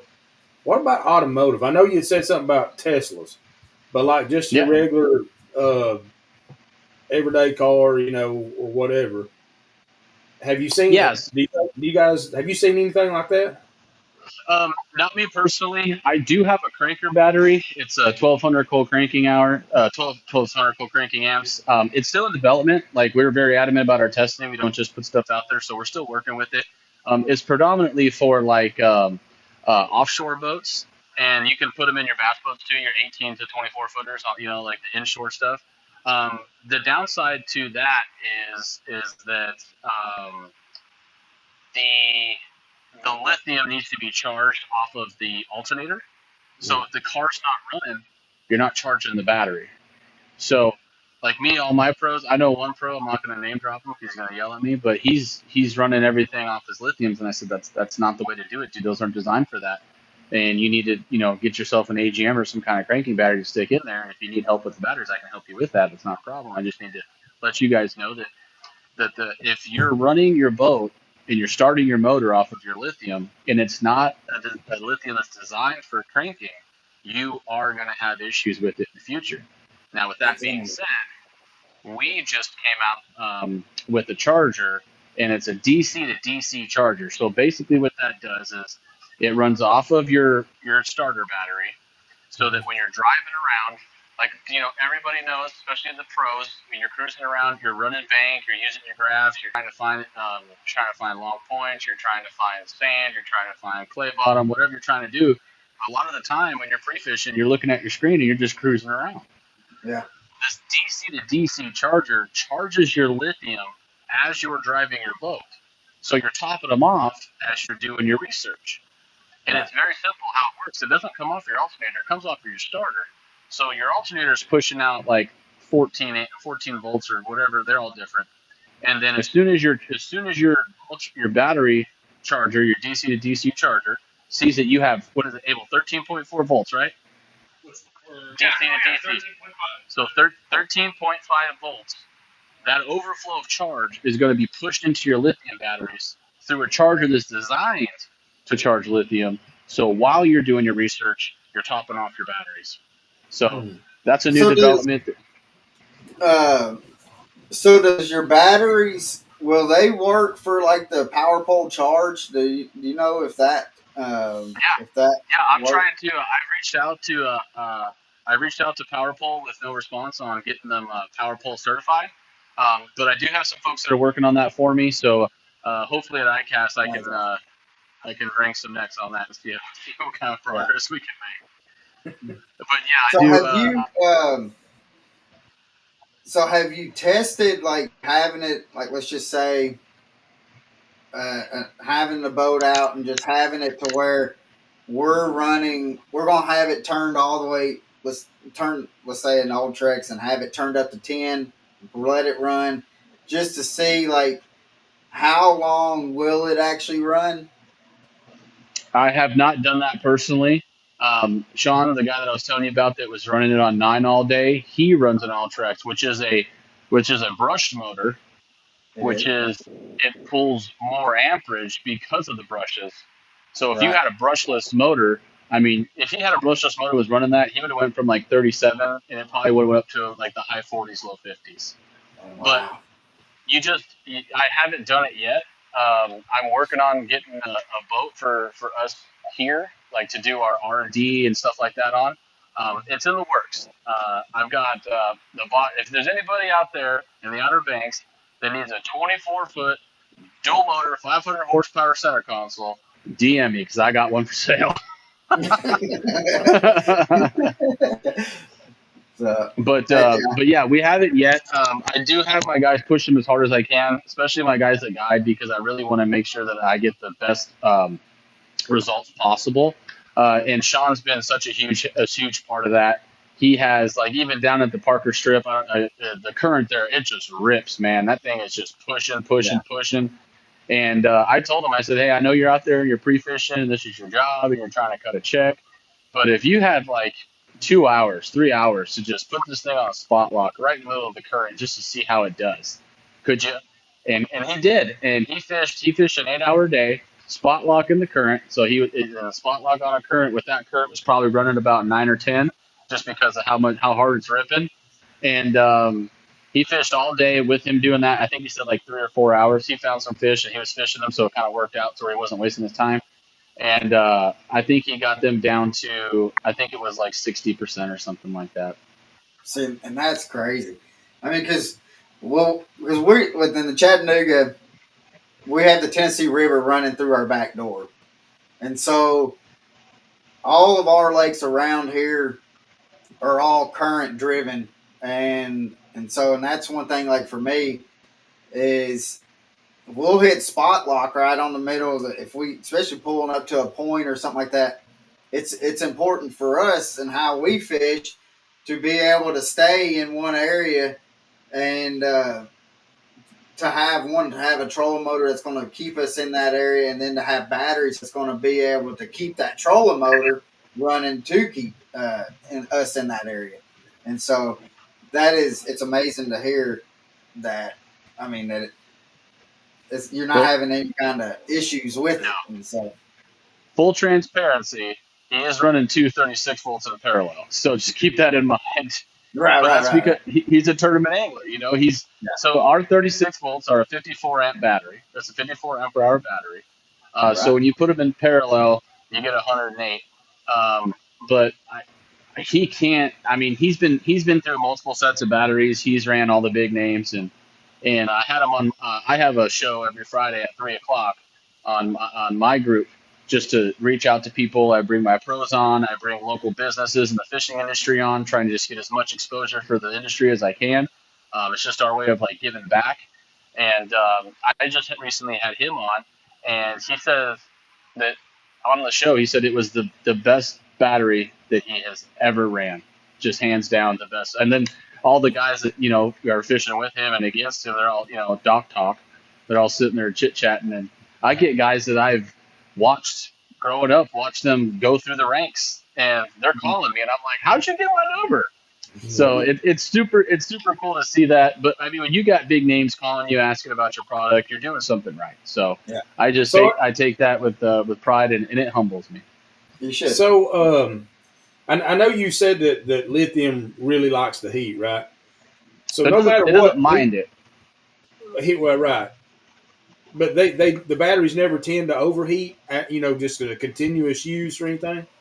No, not that I've done, not that I've Right. seen yet. Right. Now this summer, like Havasu, I got Roy Hockey lives in Havasu. That's his home pond, and it gets super hot down there. I mean, it's not uncommon to have 124 days down there. So Mhm. we're really gonna really put them through the test in the heat for sure. But I mean, with them being in the back and just the sun beating down in the carpet, no airflow, and just that stagnant heat. I haven't had any issues with them here locally. Like we don't get that hot here. I mean, like middle of summer, your average day is like 109 or so, so it's not Right. super duper crazy. But we haven't had any like extreme temperature testing yet, so I'm super curious about that. I mean, I'm not gonna scare a lot of people. I haven't tested it, so I don't know. you know, Right. but Yeah. I don't see it being an issue. The cold is definitely more of a concern for me than the heat, no doubt. So yeah, the reason because it down here it gets real humid, Yeah, and you can be out there on the lake and I mean it's just blistering hot out there, and I was kind of curious to see if they would ever overheat because of maybe high humidity and high heat, or just a continuous use with everything mixed together. I don't see them failing with heat and humidity just due to the fact that the ambient temperature is probably like 90, but the Yeah, humidity is 120. You know yeah, that would affect us more than it would affect the background right, for sure. yeah. That's awesome. Well, we got a question that um, said that we have seen to where some lithium batteries have caught on fire. Did y'all take any considerations for that as well? That's a wonderful question. Absolutely, yes. So, the number one reason the lithium batteries catch fire, and this is a proven fact, you can Google it and look it up, is because of imbalanced cells. Most lithium fires that we hear about on the news are due to people's Ryobis they left on their charger for 6 years. That's most commonly what we see. Right. Lithium metal. And lithium metal, right? So It has a higher discharge. yeah. Okay, that makes sense. Yeah, the higher discharge. So the lithium metal. So these are lipo fours. So it's different chemical compound. So it's not like the lithium nickel, Yep. right? I don't know much about that because I've never dealt with it because I only know what I know with this, which is a lipo four. But we knew that was an issue with the lithium metals, and that's not even That's the ground cells. yeah the tube cells, the cylindrical cells. Right. Those are the ones that are having that issue. So when people have those batteries that are made from cylindrical cells, Can you hear him? Hmm. Okay, go ahead. oh, I was just saying, so when you have those batteries that are made from the cylindrical cells, people think of that as a lithium battery like we have. And Correct. when they have those fires, automatically think, oh, yeah, all lithium's the same. You got the LiFePO4 cell versus the lithium metal cell with the cylindrical. And those are the ones that have really high, like more chances of fire. So those drill batteries, the vape batteries, people leave them in the cars, in their it's all that stuff. It's those lithium metal batteries. Yep. So it's those nickel batteries. Right, because everybody just kind of groups lithium batteries all in one bundle and say, well, it's a lithium, it's all the same thing. And I guess that's where I was going with the whole heat heat and exposure and Yes, yes, 100%. The cylindrical cells are definitely more prominent to the combustion situation than anything else. right. But fun fact, we this this fall we have a golf cart battery coming out with a built-in fire extinguisher. So, Oh, oh yeah, we're bringing it over to the marine side as well. We're just working out the fine-tuning details on that, but it is coming. Because we just figured when we sat down, we got a little office where we got 4 desks put together. It's our little brainstorming room, and we sat there. We're like, what is the one reason why somebody would not buy lithium? Why would somebody not? With all the pros, what are the cons? And the number yeah, one thing that we kept coming back to was that it's called a thermal runaway, or like where it combusts. And when we sat down and talked about this, our partners that we're with, that we're building these with, because we don't physically build them here in house. We have them built and then sent in. So the people that are building them, they come once a year, and we chit chat with them, and they brought the fire extinguisher with them last time, and like the conversation about batteries stopped, and the conversation about that fire extinguisher started. So that's yeah. actually That's landing very this interesting.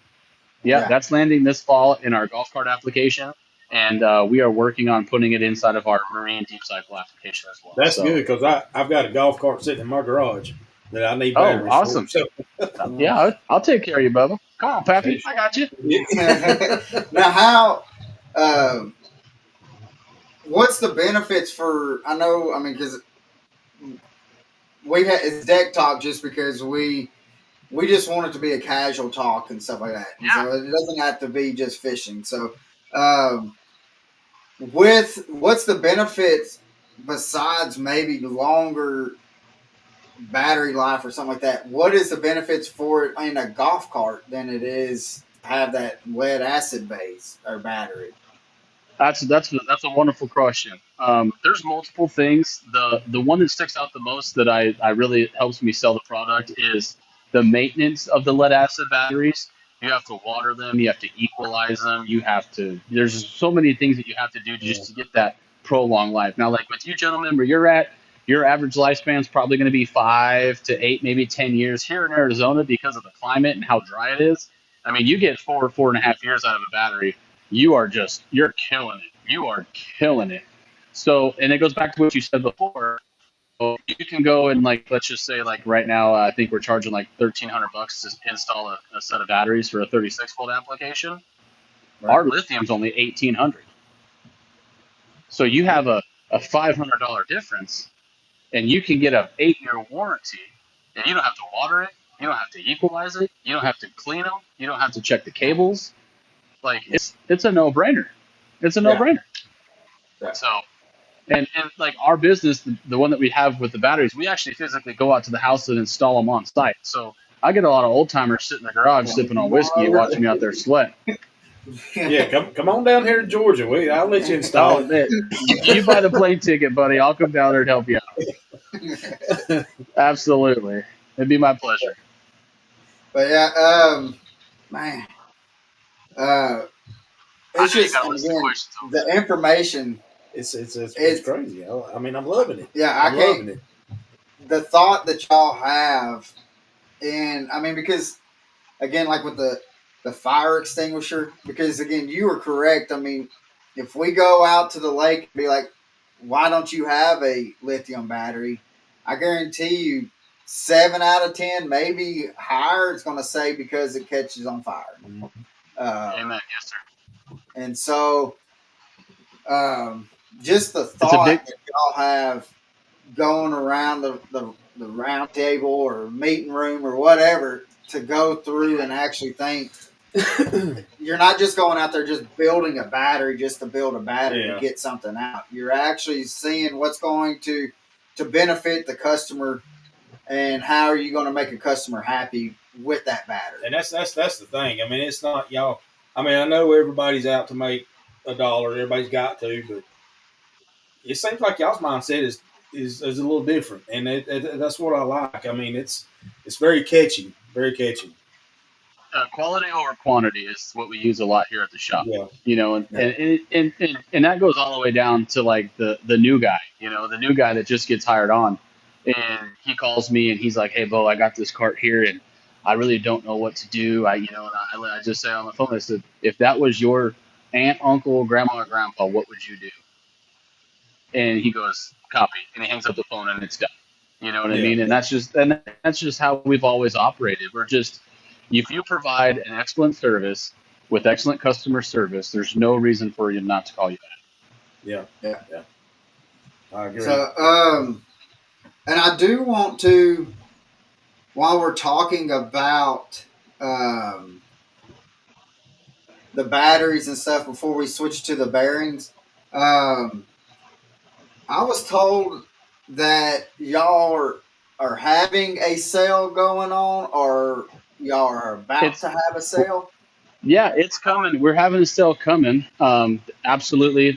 I'm not 100% sure. I'm more the door kicker. I'm the guy out there shaking hands at the boat shops and doing Right. that. I guess I just got the pretty face of everybody.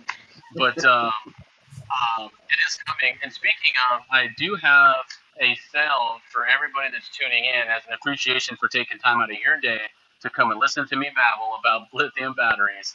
If you go to badassbearings.com or voltapowerlithium.com and you type in Deck Talk 15, you get 15% off the whole site. Heck yeah. Anything that you need. And what That's we're going awesome. to do, is, guys, we're going to put all that into the description. And so we're going to have the links and stuff like that to where you can do all that. But also, before I forget, on Fridays, what time is it that the Fridays that y'all have the podcast? Yeah, so I mean, I guess you can call it a podcast. It's exactly like what we're doing here, but I'm on your end and you're on mine. Right, right. But yeah, we do it at 3 o'clock our time, so that would be 6 o'clock your time. Yep. We bring on three guests. If we can get three guests, a lot of these guys, these tournament anglers, are out free fishing and stuff. And we come in and we just chit chat. We talk. It's at 3 o'clock. It's at BAB Fishing on Facebook. That's the group, BAB Fishing Group.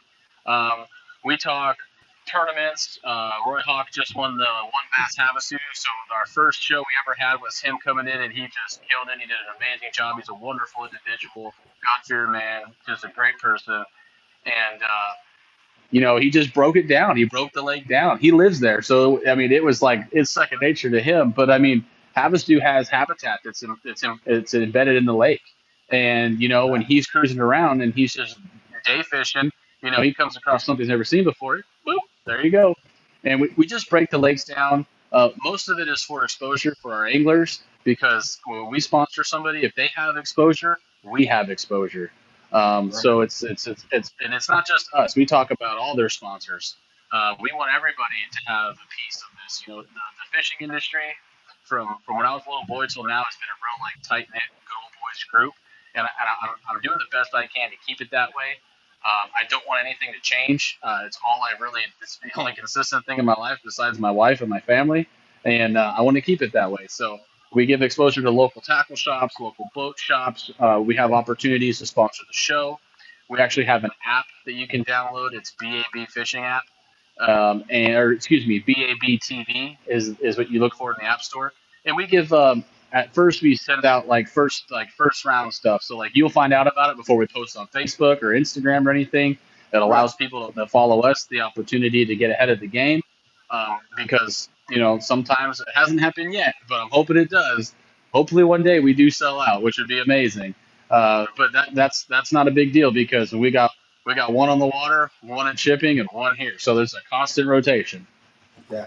I got one more question before we go to the And bearings. I got a question Yes, sir. here as well. That's So could you kind of elaborate the benefits of the lithium batteries for the forward facing sonars?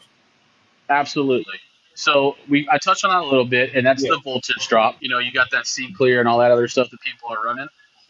But with the amp per hour, like we talked about, is your fuel tank, and once that starts to drop, that's when your voltage really starts to drop.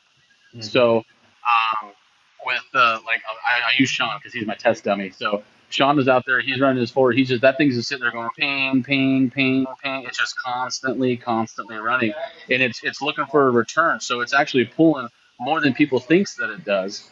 And the benefit of it is that when you're running like an AGM or a gel, you're pulling 12, and it's at constant 12, and it's just going, going, going, going.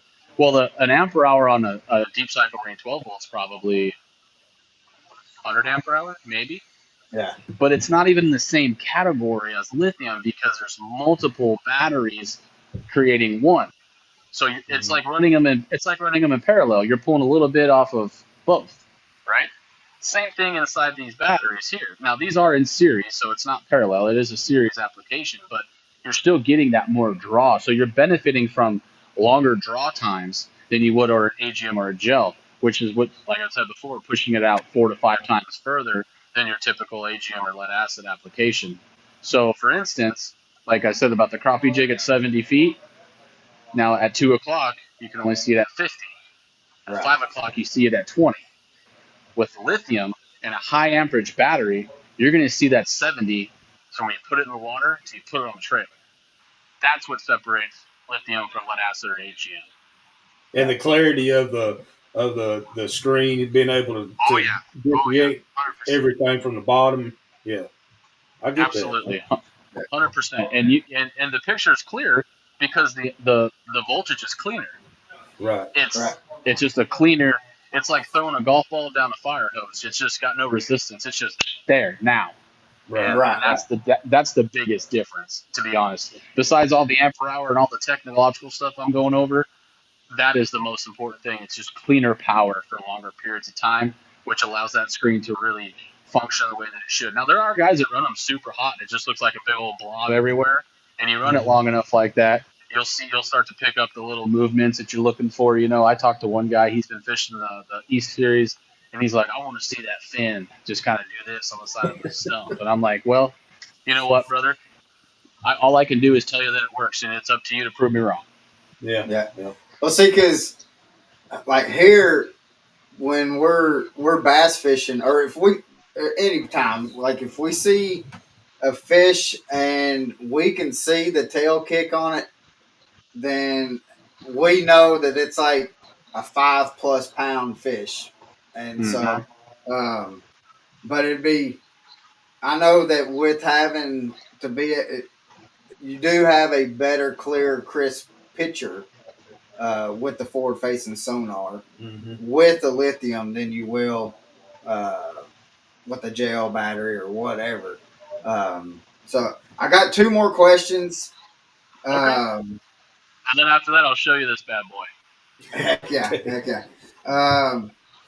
It says I have a late 1990s boat and looking to get lithium batteries. Will I have to change out wiring to put a lithium battery in? No. Nope. The only difference with lithium is the source of power has changed. That's it. Everything else stays the same. You're still using your 4 or 6 gauge, whatever you're running. You're still running your C clear. It doesn't matter. The lithium it's still going to get the 12 volts. It's just going to get, and I see where that gets a little confusion with the whole golf ball fire hose thing. Like, I apologize for that. That wasn't what I was implying. I thought it was pretty good. I did too. Yeah, so. But I just see, like, you know, just like the question, he could possibly think, well, I need to redo my wiring because it's older and it's probably going to need more updated wiring. It's not the case. You can run it just as is. The only thing I would do is something that old, and it's just because I'm a safety guy, is I would check for nicks, I would check for critters getting in there, making nests out of stuff, and just look over everything before you start putting some really good power through there. Yeah. Because that could be an issue in itself, and so 100%. And that's going to be a fire issue that's not has to do anything with the battery. That's just faulty wiring. So correct. The next thing says, I hear you talking about the batteries according to a boat. Do you have any batteries that will fit a kayak? 100%. Yes, we are actually. You guys know Jen and Dustin. We are talking with them, and we are coming up with some pretty crazy stuff for kayaks. So just like most of the kayakers, from what I understand, are using these little tiny ones to run their forward facing, and then they're using like a Group 24 to run their motor. Right. Um, we can have a Group 24 with the lithium. You can run your graphs and your motor off of Group 27. So it's a Group 27 size. So the dimensions are a 27, and it's 150 ampere hour. So at 150 ampere hour, running your trolling motor, because most kayak motors are 12 volts. Right.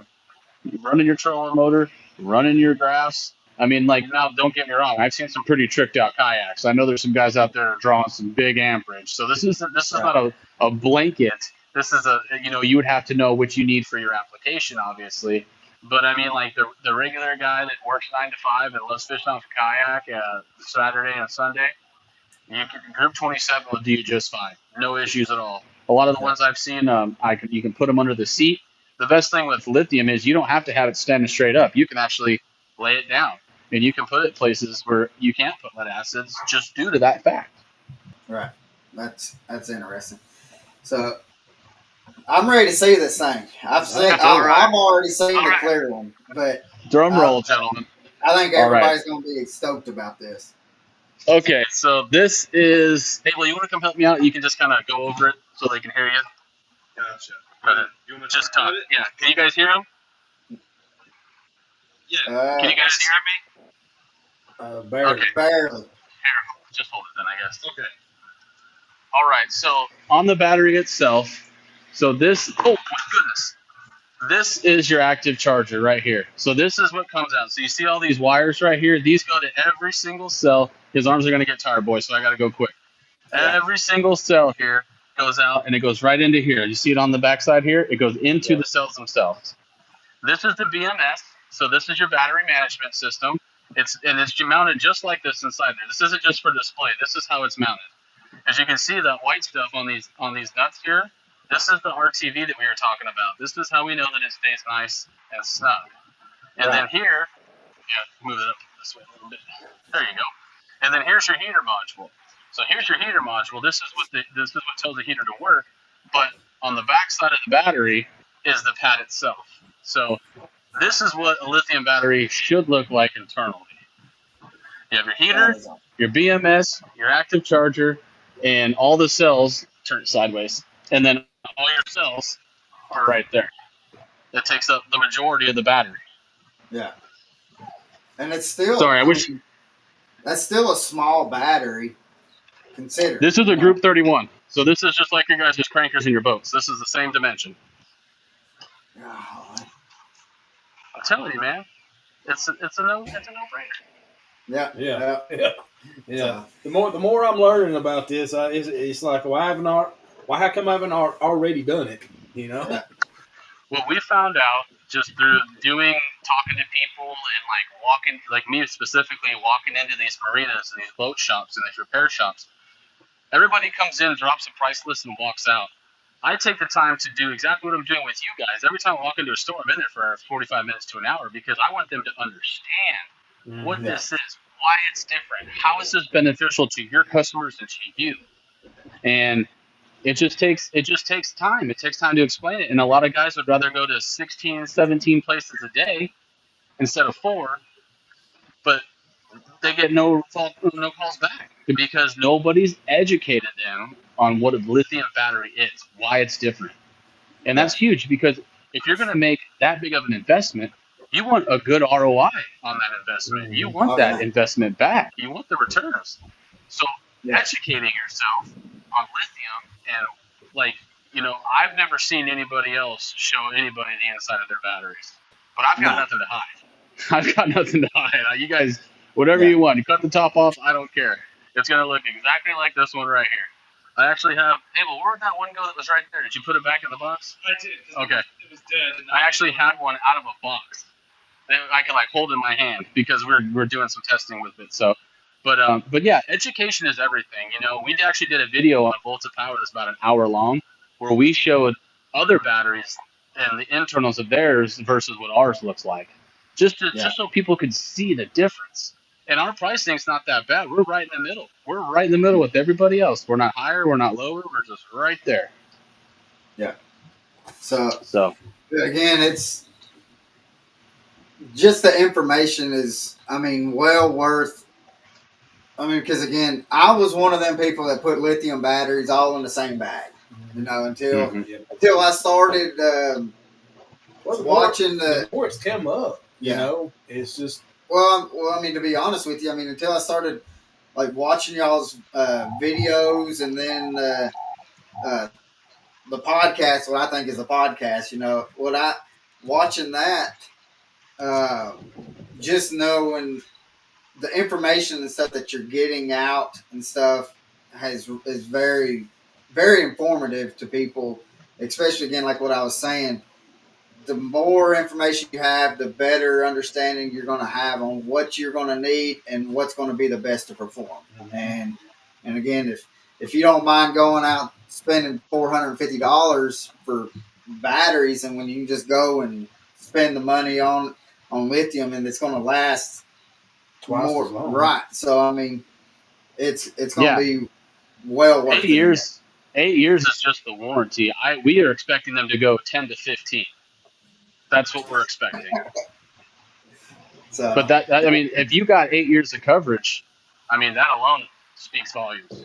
well, and I know I just went and bought a lawnmower battery, and they told me that they are no longer doing, because it used to be like 3 years. You get 3 years on a lawnmower battery warranty.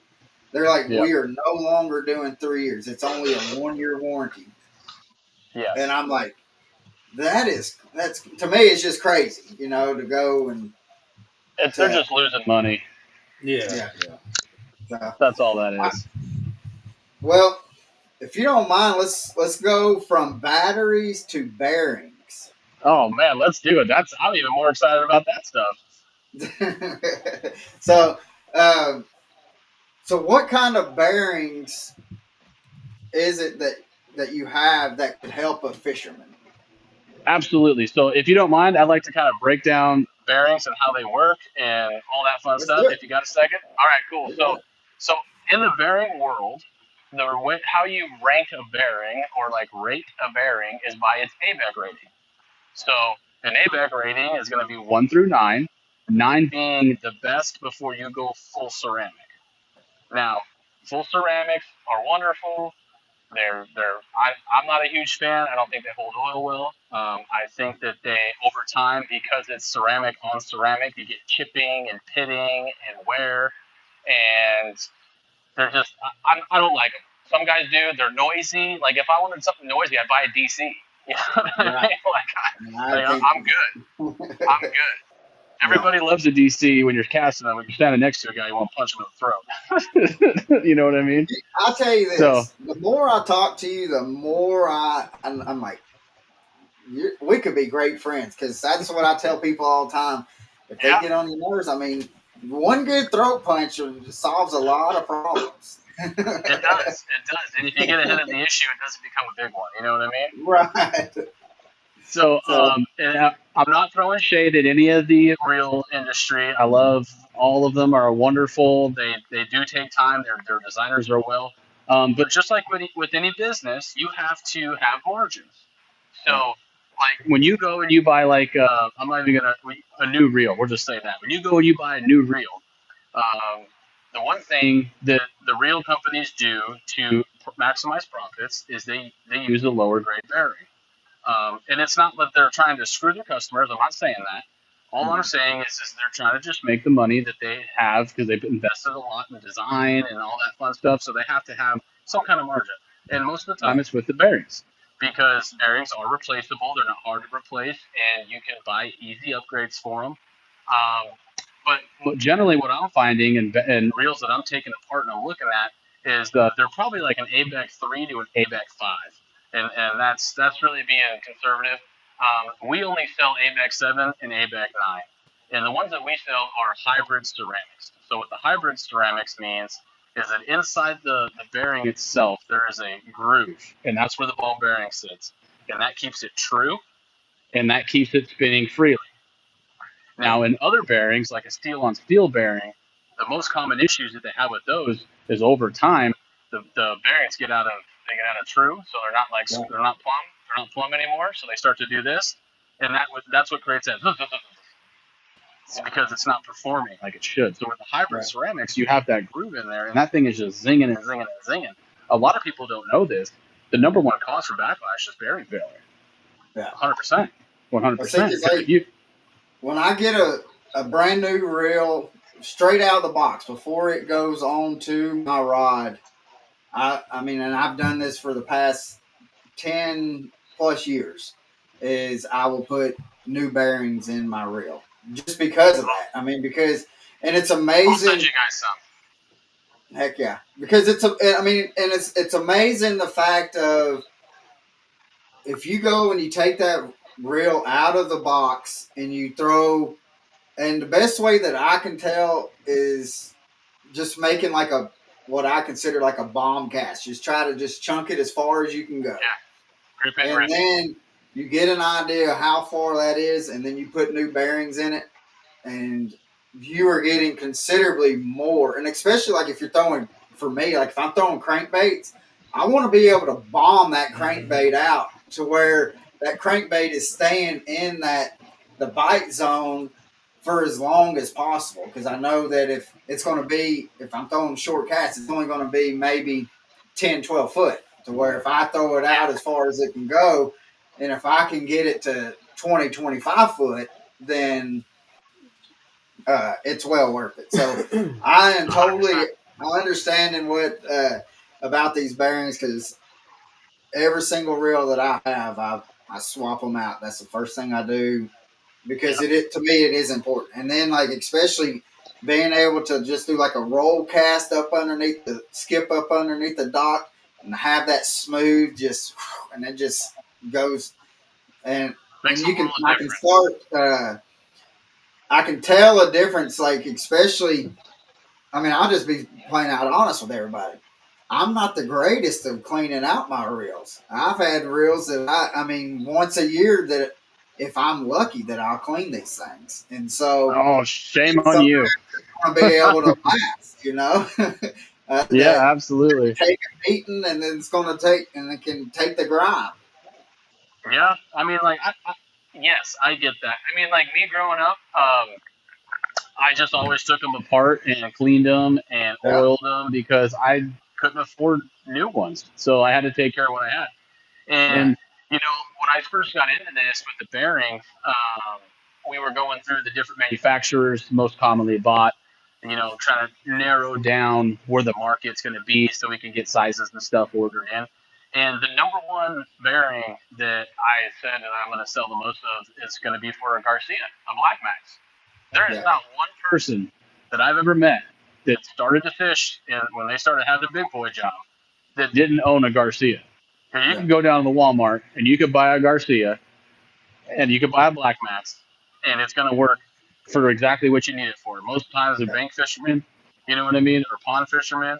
And when I was at the Bassmasters, I was about 10 sets short of shy of selling out of my Shimano, and I was about 20 sets shy of selling out of my Garcias. Nobody touched the lures though. Nobody bought the lures. Nobody runs lures really. anymore, apparently. Yeah, I think it's an Eastern thing. I got a Well, I was guy about here to say local. this. Is it? I've got Yep. like for me, like I will throw Lose and Daiwa are my two Yeah. go-to reels, and Dyla was good too. uh, and so the Daiwas to me though, Lose are a whole lot easier to change out the bearings. To me, it's just popping them out and just getting them in. The Daiwas are a little bit more time consuming. For sure. I mean, like, I don't know if you've seen them, but if you go on to the B&B fishing group, I do real breakdowns and barrier replacements on there, and it's Right. like step by step. They're all pretty much the same. And when you start getting into like the really expensive reels, then you have to really like watch what you're doing because they're just I don't know why they do it. They just do it. But I mean, I went down to my local tackle shop here, and they're like, "Bo, I need you to do a video for our marketing." I was like, "Yeah, sure, no problem, dude." Pulled up there, just went done, and they're just like, Yeah. "That's what I do for a living," like this is my job. But yeah, so when it comes down to the bearings, like I said, and then 9 times out of 10, actually 10 times out of 10, I found out is when you buy a brand new reel on the box, those bearings are not even oil; those are completely dry. All Oh, bearings dry, come yeah. dry. They all And come see, I dry. didn't So know that until I started switching them out. mhm. That because how many people just grab the reel and throw it on a rod and then just go fishing, and then Everybody, you don't think about cleaning them or even thinking about oiling them until they start hearing something or feeling something, and yep, so 100%. So like, I'm not pointing any fingers, and don't get mad at me, Ben, but I follow two people on the Bassmaster Classic on the tour, and that's Matty Wong and Ben Milliken. And I watch all of his YouTube videos, and every time he casts, I just cringe because it's like, "Eh," like I was like, dude, just let me help you, let me help you. yeah, So shut up, Ben. If you're watching this, man, hit me up. I'll take care of you, buddy. But yeah, no, it's a big deal. One of my pros. He's a college kid out of Texas. I met him at the Classic. Him and his team were cruising around, and my mom pulled him into the booth, and we were just chit chatting. And they were all great kids. You can definitely tell when someone's from Texas. There's no doubt about it. And I was like, listen, boys, you guys are all college anglers. You're probably flipping burgers or you're not fishing. I'm gonna give you all some bearings on me. All you have to do is just make a post about it. Make a post on Instagram. Be yeah, honest. Don't play the game. Like don't play politics. Just be honest. And Jacob Brunel has made multiple videos, and he did one video, and he was running a 20-foot crankbait, and he was fishing into the wind, and he said that with the bearings that were inside of his reel, he was able to perform like he needed to. The guy in the front of the boat couldn't do it. He was doing it no problem because, like just like you said, when you're running a crankbait, you have to keep it in the strike zone. So you have to get that extra distance because that first 10, 15 feet, it's just diving. It's not even running, you know? So, like, you have to take that into consideration. So when you're sitting there, like, flipping and all that stuff's totally different. Like, we don't do a lot of that here in Arizona, by the way, because we don't have stuff to do it unless you're fishing toolies in the river or something. But we do a lot of long casting, especially on pleasant striper fishing, you're casting out 80, 100 foot, running skinny dippers trying to get these stripers to just blow exactly, up on it, and you need that extra distance. And he right, even said, I guarantee, no doubt, got 20 extra yards just by switching these bearings out. Like, just hands yeah. down, I'm not BSing it. And then he pulled a 9-pounder on a live well. I was like, hey, man, you know what you're doing. Well, so we actually picked him up. He's on our pro staff on the VAB side. Heck yeah, we're definitely we'll grab some and I'll throw them on some rods. I mean, because again, we're out there on the water. I mean, a lot, and we do a lot of videoing and stuff. And that's one thing. Like I tell people, As a matter of fact, I got one right now. yeah, I got one that is just humming.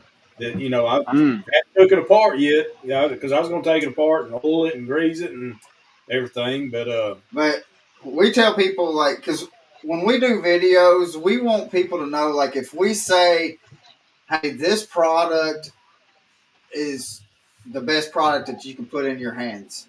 We want people just to know that we're not just trying to give a sale pitch because Yeah. we have videos and stuff that we're like, all right, this product here is not the greatest. It did not fit because we'll tell them it did not fit our application of what we're trying to do for it.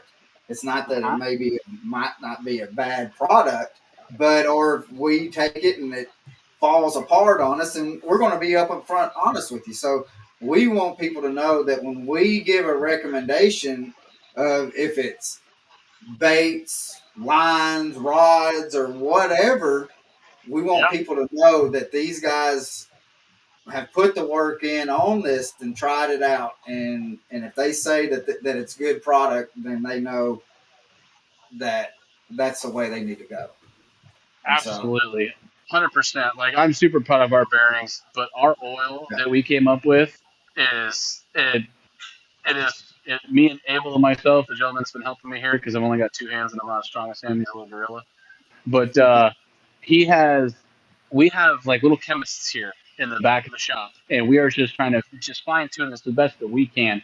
And we have created an oil that we have, because I mean, I'm not throwing any names out there, but we've tried all the stuff you can buy at the tackle shops, at the Walmart, whatever, and just putting it to the test. And this outperforms everybody.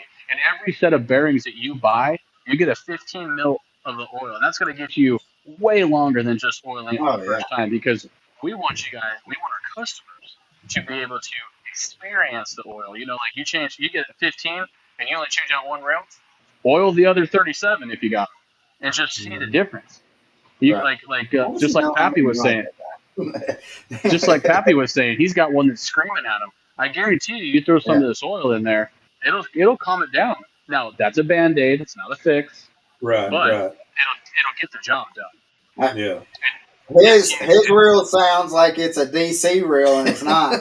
Just to let you know, Yeah. he's been walking the line of the throat punch. So just to let you know, Bo. Oh, Pappy, come on, Pappy, you're better than that. Yeah. You're You better than know, that. I'm still catching fish though, so that's all that matters. So, Hey, that's it, buddy. but Throw them in the live well. Fight Yeah. alive. yeah. Yeah. So how are your bearings? Are they sealed bearings or not? Nope. They have you can pop the sides off and you can look inside and you can oil them like that. We actually, if you go to the badassbearings.com, you can see everything that we offer. We have this little contraption that's called Super Soaker. It's basically like kind of like a bearing restoration. So like Right. Pappy, look into that.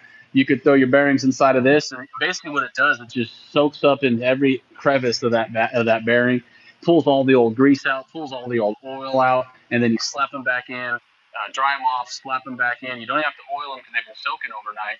And even that works wonders. A lot of guys, I just realized that I'm losing sales talking to y'all about that. That's what that's what I'm doing. I'm restoring bearings. I'm not selling bearings. But we have super soakers, and then we have our little miniature like jewelry cleaners. So like if you do have bearings, you don't you're like it's kind of weird. Pull them out. You put them in there with some degreaser. You do 70 30, 30 degreaser, 70 water. Sit them in there for 5 minutes, and you can just watch that crap come flying out of your bearings.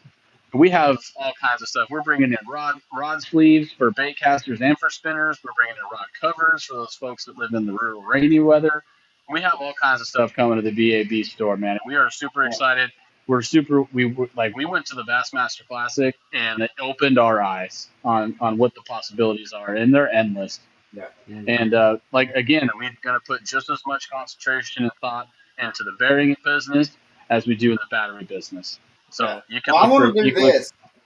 Huh. I'm going to go onto the website and I'm going to purchase some bearings, guys. And what I'm going to do is we're going to have a giveaway to where we'll think of a question, we'll think of something to where you could win the bearings, and we will give away the bearings because I know people that has used them and love them, and so I mean because my next reel and stuff that I'm getting is going to be getting, and I'm going to be replacing the bearings that I have already on my older rods with these, and so I want y'all to be able to. The best thing for you to do is just to get them on your reels and use them. Yep. So what I'm going to do is I'm going to go and I'm going to get some. We're going to do a giveaway, and we will. I hope I win. Me too. Yeah. Me too. Yeah. So what? That's what I want. I'd like to do because again, I haven't heard nothing but good news and stuff and it's not just from people that's affiliated with them or anything like that. It's just other fishermen that has used their bearings. Um, so I want to do that because I think that'd be good. Another good way to be able to kind of help boost it and get it out. Yeah. Absolutely. So, Yeah. with that being said, you have I any do more want to questions? touch. I do want to touch on one thing with our bearing kits is they Yeah. are universal. So like the only thing that's different are the Bantos and the Mediterraneans.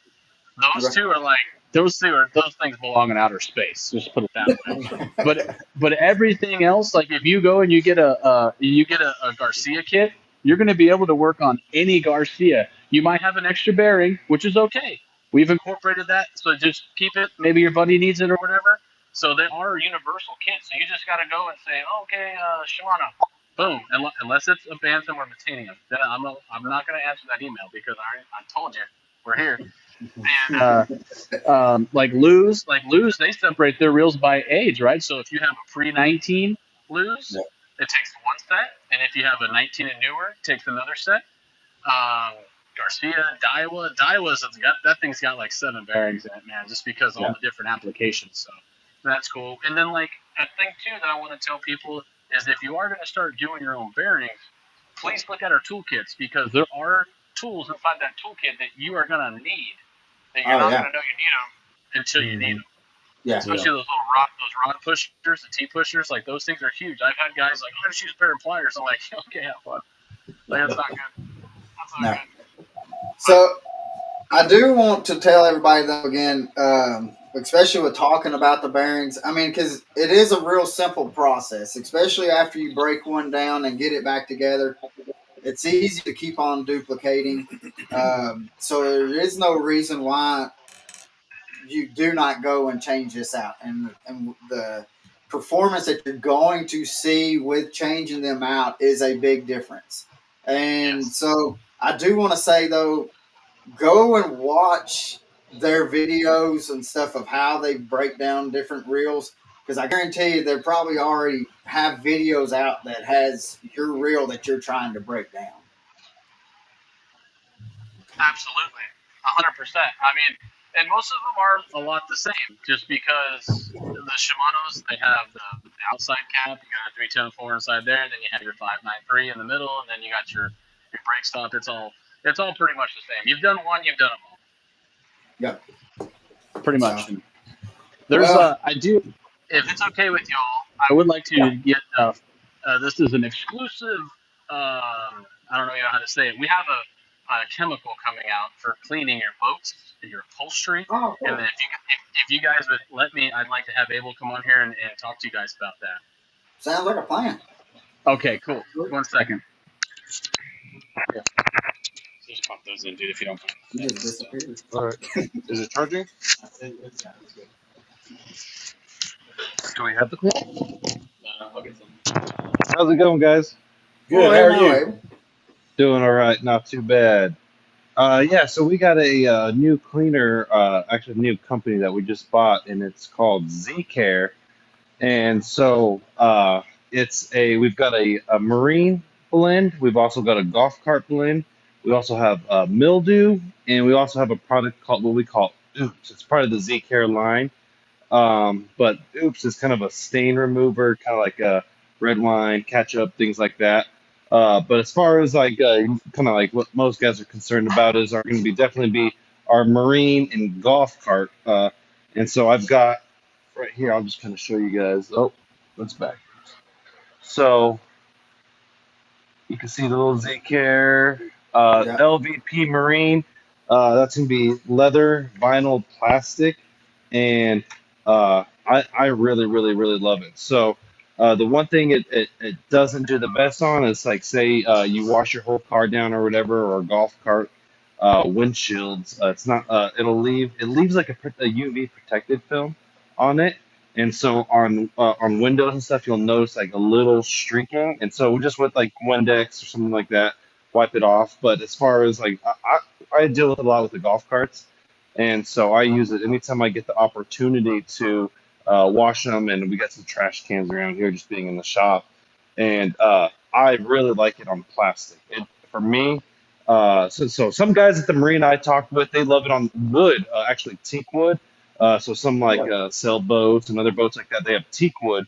And they say, dude, you guys should make like a specific label where it says works on wood. Like they love it specifically for that. I haven't got to use it for that application. Like I said, mostly what my background with the golf carts, it works great on plastic. What I like about it is like sometimes you get some of that Now, of course, I'm not going to say you get really beat up black plastic that's been in the sun for 20 years and it's going to look brand new. But you get a moderate a fade on some black plastic. Say you get a car that's no, you get a brand new car. Maybe after a year or two, you're like, man, it's not as black and shiny as it used to be. And so I spray that stuff a nice, I would say like a semi-gloss shine. Not going to be some like spraying Armor All on it where it's just like, oh my god, dude, that stuff is like 9 day difference. But it really, like I said, with that UV film it leaves, it helps give it a nice, just good semi-gloss, kind of like a semi-matte coating. Right. I do it on the golf cart floorboards, the fender wells. You got the cars that have that new like that felt stuff under the well lining. Yeah. It does amazing. Like, it's just so crazy. It works great on that. Now with the on the boat side of things, you got bird dropping, spider. I guess spider thing. I guess during storage, I guess maybe you get some spider dropping little dots and things like that. The mildew and bilge cleaner. So we also have a specific bilge cleaner. You know how sometimes the water in those bilges could get a little nasty, oily looking. We actually we're working on the website now. I would like to tell you guys. Oh yeah, go directly to the website, kind of see. But we are building it. It's a newly acquired business, and so we got some stuff that we're building up on the website. But we've got like a side by side comparison of just straight up. We scooped some bilge water, put in a little mason jar, sealed it up, added some of our bilge cleaner solution to it, shook it up, and let it sit for maybe a couple hours. Literally, you come back later and look at it, and it goes from the murky brown looking oily water to actually you could see through it. It works amazing. Um, so like I said, it's new to me. So I'm still getting to use it and play with it and stuff like that. But I went to one of our biggest um, they're on the marina. They're in Washington, and they're right there on the marina. And they sell a ton of the LVP Marine and the Bilge. They say that's their biggest sellers. Now they sell some Oops and they sell some golf cart stuff down over there. But the guys there at the counter, they told me straight up, they're like, I love the Bilge cleaner. It's the best stuff I have used. They've gone to their parking lot where some of the guys' trucks out in the back. They have some diesel trucks, and now I'm not going to say it's going to remove the stain, but if you've ever gone to like where like you go and look and there's like an oily sheen on the road, like man, someone's dripping oil or whatever, like especially after maybe some rain, you go and spray that on there, do some scrubbing on the road. It literally will take that oil slick off the road, and it leaves it just to a nice, dull, matte kind of just finish on that asphalt. Like I said, now it's not going to work miracles, pull out the stain on the street and things like that. But it's going to take up that oil slick, so you don't have to, like, say you have something happen in your front street, and I know bikers is a big thing where they're going down the road, and if they hit their brakes and they hit like an oil slick, they could slip out really easily. You use that stuff to clean up oil slicks in your parking lot, clean it up in the street. It's amazing. It's really really Yeah. good stuff. And it's like I said, we are building up the website on our end because it's newly built. Like I said, new for us. But you can buy it currently on Amazon.com. If you just go on Amazon and look up Z Care Cleaner, literally you can find we have the mildew, we've got the marine, we've got the golf, and we've got oops, all available online, ready for you to purchase. And if you guys want, I'm sure we could trying to work you guys out a discount or something like that if you guys wanted to purchase it through us. But we are making it available, so it'll be on our website soon. It's going to be zcaresolutions.com. Like I Yeah, just said, have Beau. If Beau can let us know when that gets going, and then we'll also advertise and on our end as well that the website's up and going, and we'll also help push that out. Yeah, absolutely. yeah, I'd So, really, really appreciate that, guys. I so will definitely let him know. sounds good. Now, does the marine does it work on fiberglass and aluminum boats? Yes, sir. It works on. So we've got a list. Let me see. By chance, is it on here? No, I've got aluminum, fiberglass. It's got plastic, leather, vinyl, um, the gel coat. It's safe on there. We are working on getting our mildew cleaner. We're working with a company, Sunbrella, so that it's going to be safe on those Sunbrella fabrics. And Right. so that's something we're working on getting a certification with them.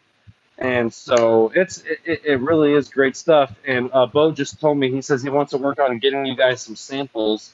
We'll get you guys a little bit of each so that you guys can try it out and test it and let us know what you guys think of it. Oh, for sure. Absolutely. That is awesome. So does it have anything that will do like I know because like I'll use shaving cream for my carpet on my boat. So Yeah. does it do anything like cleaning the carpets? So that's where I would use Oops. So that's got it's got a stain remover product in it, and so that's what I would use on your carpets. You can use, not to say like Billy. So I'm sure you guys know Billy, Beau's dad. He uses it on his shoes a lot. I know it's different fabric, but shoe carpet coming kind of a what it what it manufactured kind of polyester blend, whatever. Um, Right. he uses on his shoes, and that's he I don't know why he likes to buy white shoes, especially out here in Arizona, but he uses that stuff all the time. I see him out there, and he got a little toothbrush and he's scrubbing them, cleaning it, and I got to tell you, it really does. So for fabric wise, like on like I said, you're like specifically talking carpet, I would say Z Care, and if you've got maybe a stubborn stain that you maybe needs a little more work, try out our product. Oops. Like I said, there is actually Yeah, specific stuff in there to help remove stains. that is awesome. I mean, we come and do the podcast. We thought we was just talking about batteries and bearings, and we're coming up with some cleaner stuff. So heck yeah, we got a little bonus. Yeah. A little So bit of everything. Yeah, I appreciate you guys letting me talk about it. no Absolutely. problem, Abel man. Thank you so much. All righty, well, I'll get you guys back over to Beau, and like I said, I will have him reach out to you guys, one, about getting you guys some samples, and two, once the website's actually full up and running and just ready to go ahead and get stuff, Yeah, we got all the info. I'll send you over the link so that you guys can get it out and do some advertising. sounds Absolutely. good. Thank you so much. Thank you guys. I really appreciate your time. All right. Thank you. All right, bye-bye. All right.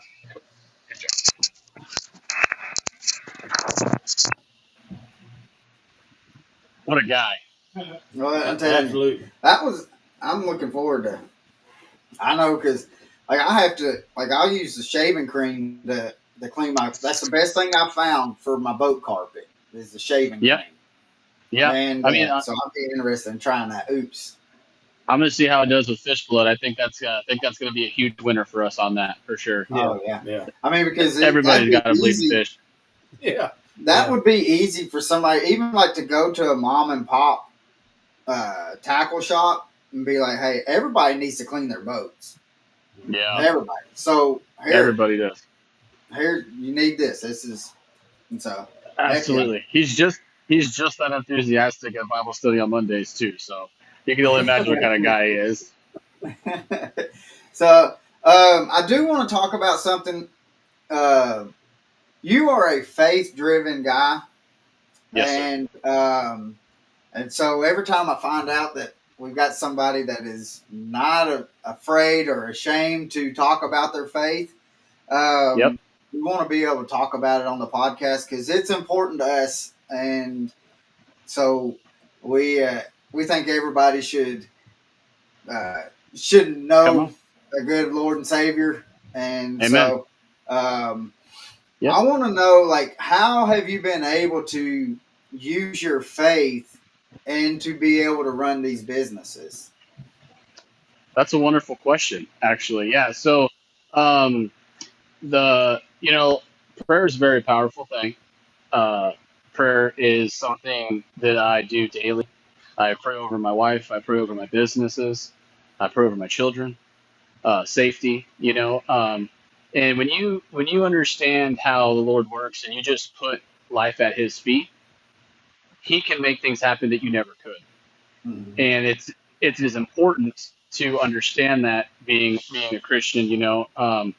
There's and it's not the remembering the biggest thing for me is you thank Him when you're on the mountaintops, And you think when you're in the valleys too, because there's a reason you're there, Yep. Yeah. and he's teaching you something. He's making you think about something. He's trying to, hey, Bo, this is gonna make you a better person.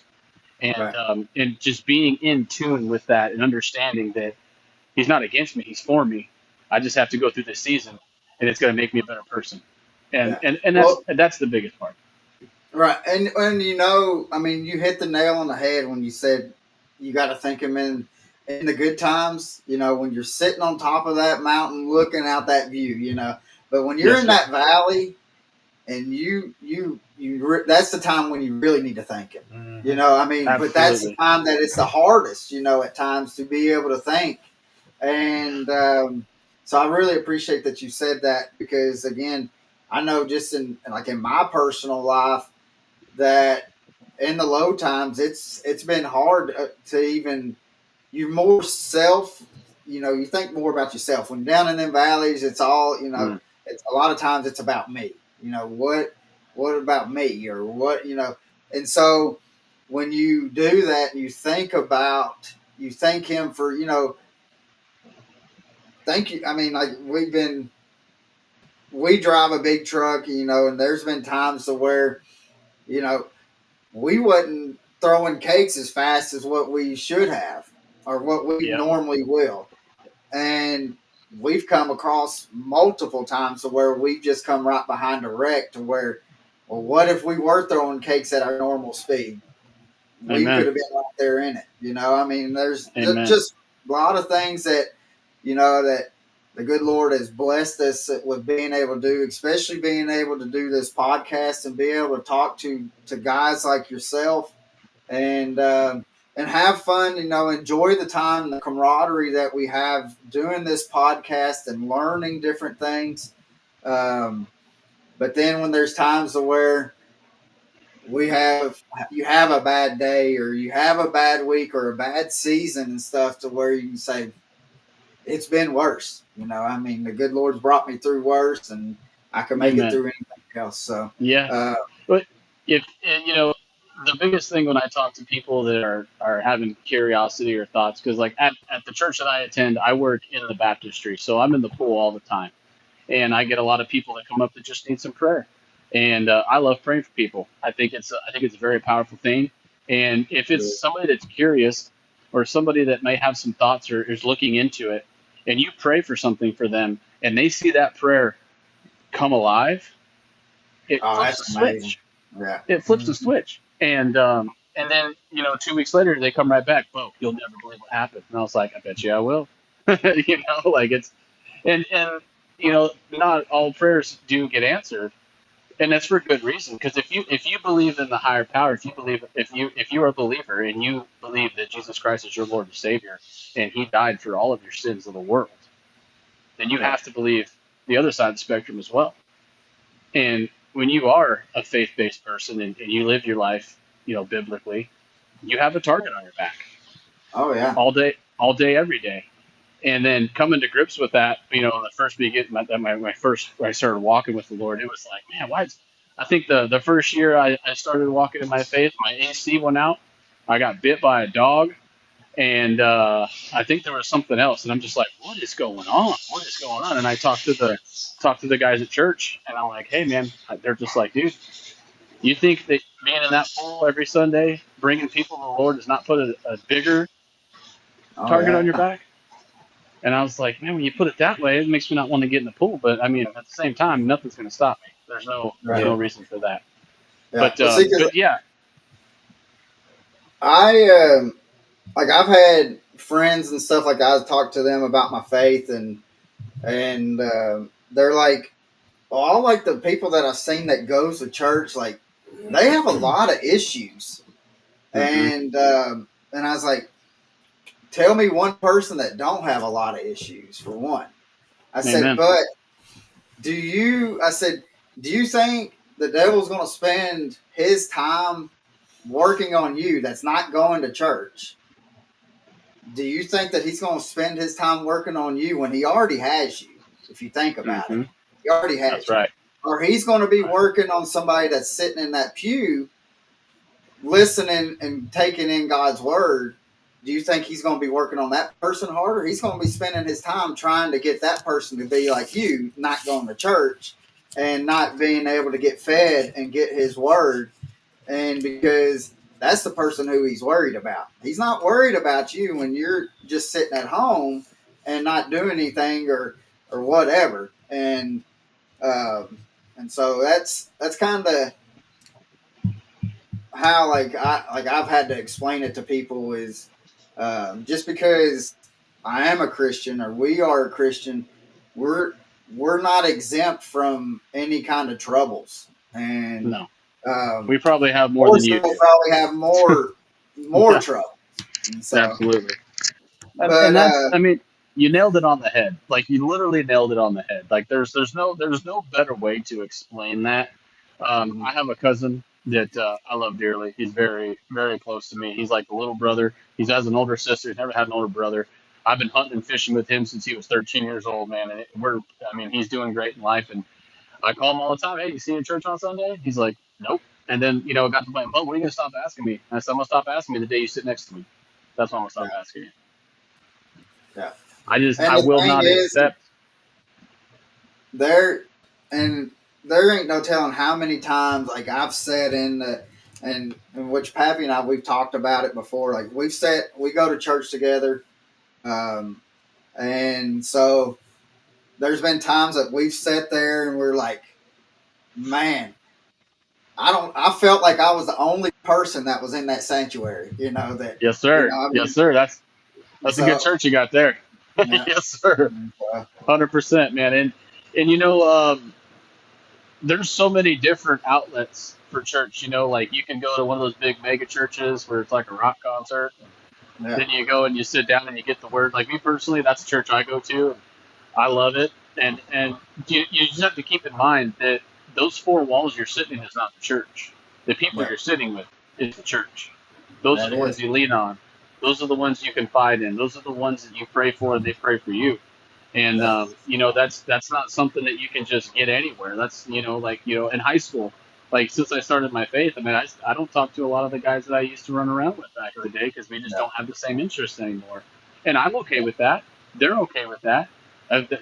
Well, you want to come out drinking? No, I don't drink. You want to come to church? No, I don't go to church. Well, I guess we're out of accord. yeah, Like it is what it yeah, is. But yeah, I mean, putting him first, that was the hardest conversation I ever had to have with my wife. Was I sat her down one day and um, I said I need to talk to you, and she's like, "What's going on?" She thought I was like leaving or the kids are broken or something, and I was like, "I need you to promise me that you will put God before me every time, because I will put God before you." And that was the hardest yeah, conversation that I've ever had to have with her. She was raised Catholic. She's a recovering Catholic. So she got that whole mentality growing up, and she's always known the Lord. She's always felt His presence. She's just never got teaching like that yeah. we get now, And that was one of the hardest conversations I ever had to have with him. And my biggest flex as a Christian is if you ask my children who loves you more than Daddy, they say Jesus. Heck yeah. So That's what it should that's my be. biggest flex. That's my biggest Yeah, flex I got. Everything heck yeah. else is just day to day stuff, like I attend Bible study every Monday. Abel, he comes with me.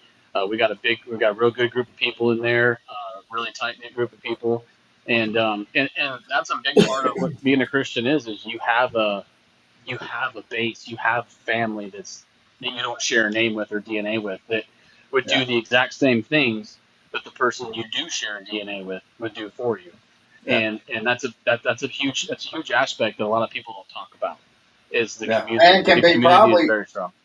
yeah, and at times can be more of a brother or a sister than blood. And so, That's right. Yeah, that's right. but I mean, blood makes you related. Love makes you family.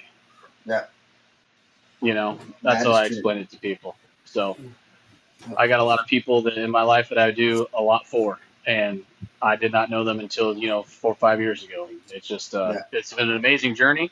He's helped me be a better father, a better husband, a better man, and he could do that for anybody. You just gotta have faith. You just gotta put your faith in him and hit your knees and give him everything and let him work his magic. that's it, man. So, guys, again, we're gonna put the links and stuff like that on the description to where. And you said it was Deck Talk 15, correct? Yes, sir. Deck Talk. DECKTALK 15. So we're going to put that down also for the code for y'all. Make sure you go and check them out and keep in tune with what we're going to be doing, because as soon as I'm going to make an order for those bearings, as soon as I get them, we're going to figure out something. Maybe we can do something, Beau, to where we can do to where we can pick something to where y'all are doing something to where we have people to where if they have to watch what you do and answer us on our end to Yeah, where it's like collabing on both ends. And 100%. we'll be giving out those bearings. And so, because we want y'all to be able to put them in your reels and be able to see the difference in performance. But Absolutely. with that being said, we have one question that we ask everybody that comes on. We did not ask Demonte, so I guess we can't say everybody. But Oh, man. uh, so, Pappy, do you want to ask the last question before we get off here? Go ahead. Or? Okay. So, Beau, Excellent. if you could have one person that you can fish with for the day on the boat, fishing with for the day, can be living or have passed away, who would it be, and why would you want them on your boat? Uh, you're probably not like, I mean, it, it would probably be Jesus, to be honest with you. Yeah. That's who I would pick. Just because, I mean, yeah, I would probably cry the whole time, but that's okay. Hey, I would, yeah. Now, Beau, professional angler, that's a different story. right. So But we've had that's right. somebody said that same thing, and it was and I told him, I says, I don't know if I would want to fish with Jesus because he'd be telling me the whole time, "You stupid! It's on the other side of the boat." So Yeah, you're not. Yeah, he definitely outfished me. That's for sure. yeah, No Yeah. doubt yeah. that. Yeah. So, Yeah, but Beau, thank you for coming on, and thank you Yeah. for Thank you. the information. Was well, All I the mean, information. I could not, I wasn't expecting that much information to be Yeah. honest with you, and yeah, uh, and it gives everybody a good idea to what they need to be looking for when they purchase batteries. So, guys, again, absolutely. go check out Volta Power, and and then I mean, get them, try them out, and let them Yep, know what you think about it. I mean, because that's good or bad feedback is always positive for a company. So, um, that's right. That's right. And then and if anybody has any questions before you want to purchase, feel free to reach out. You're going to get me. You're going to get Abel. You're going to get my dad. You're going to get somebody that's going to have the answers for you. And if we don't have them, we will find them. So yeah. Awesome. feel free. So, and again, guys, thank you for watching. Golly, I didn't. Yeah. Uh, how did I miss all those? Oh, Uh, dang. Um, we had like a bunch of comments and stuff that I didn't even see. So, but guys, I'll go back through the comments. Some odd reason I was not picking them up on until I clicked off of what I was looking at. But I'll go back through and on the questions, um, I'll send them to just, Beau, and then we'll be able to relay the questions back to you. So we'll figure that out. absolutely. Um, but guys, thank you for staying on with us for almost 2 hours and 45 minutes, and I hope y'all had fun with this one with having a Demonte on talking about some college football, to Beau talking about batteries and bearings, and then the cleaners was. Uh, I hope y'all really enjoyed it, and stay tuned till next week. We have Caleb Bell with Bass Quest Fishing Charters. This guy I call him the fish whisperer. He pulls in big fish day in and Crazy day fish. out, and I don't know what all he does, how he talks to these fish, but he does a great job, and we're going to have him do a map study. So make sure you stay tuned to it, and he's going to do transition from spring to summer map study for us here next week. So, guys, hope you have a blessed day. Remember, God loves you as if you are the only person in this world to love, and we will see you out on the water, guys. Have a good one. Amen. Have a good one. Thanks for having me, guys. No Yes, problem. sir.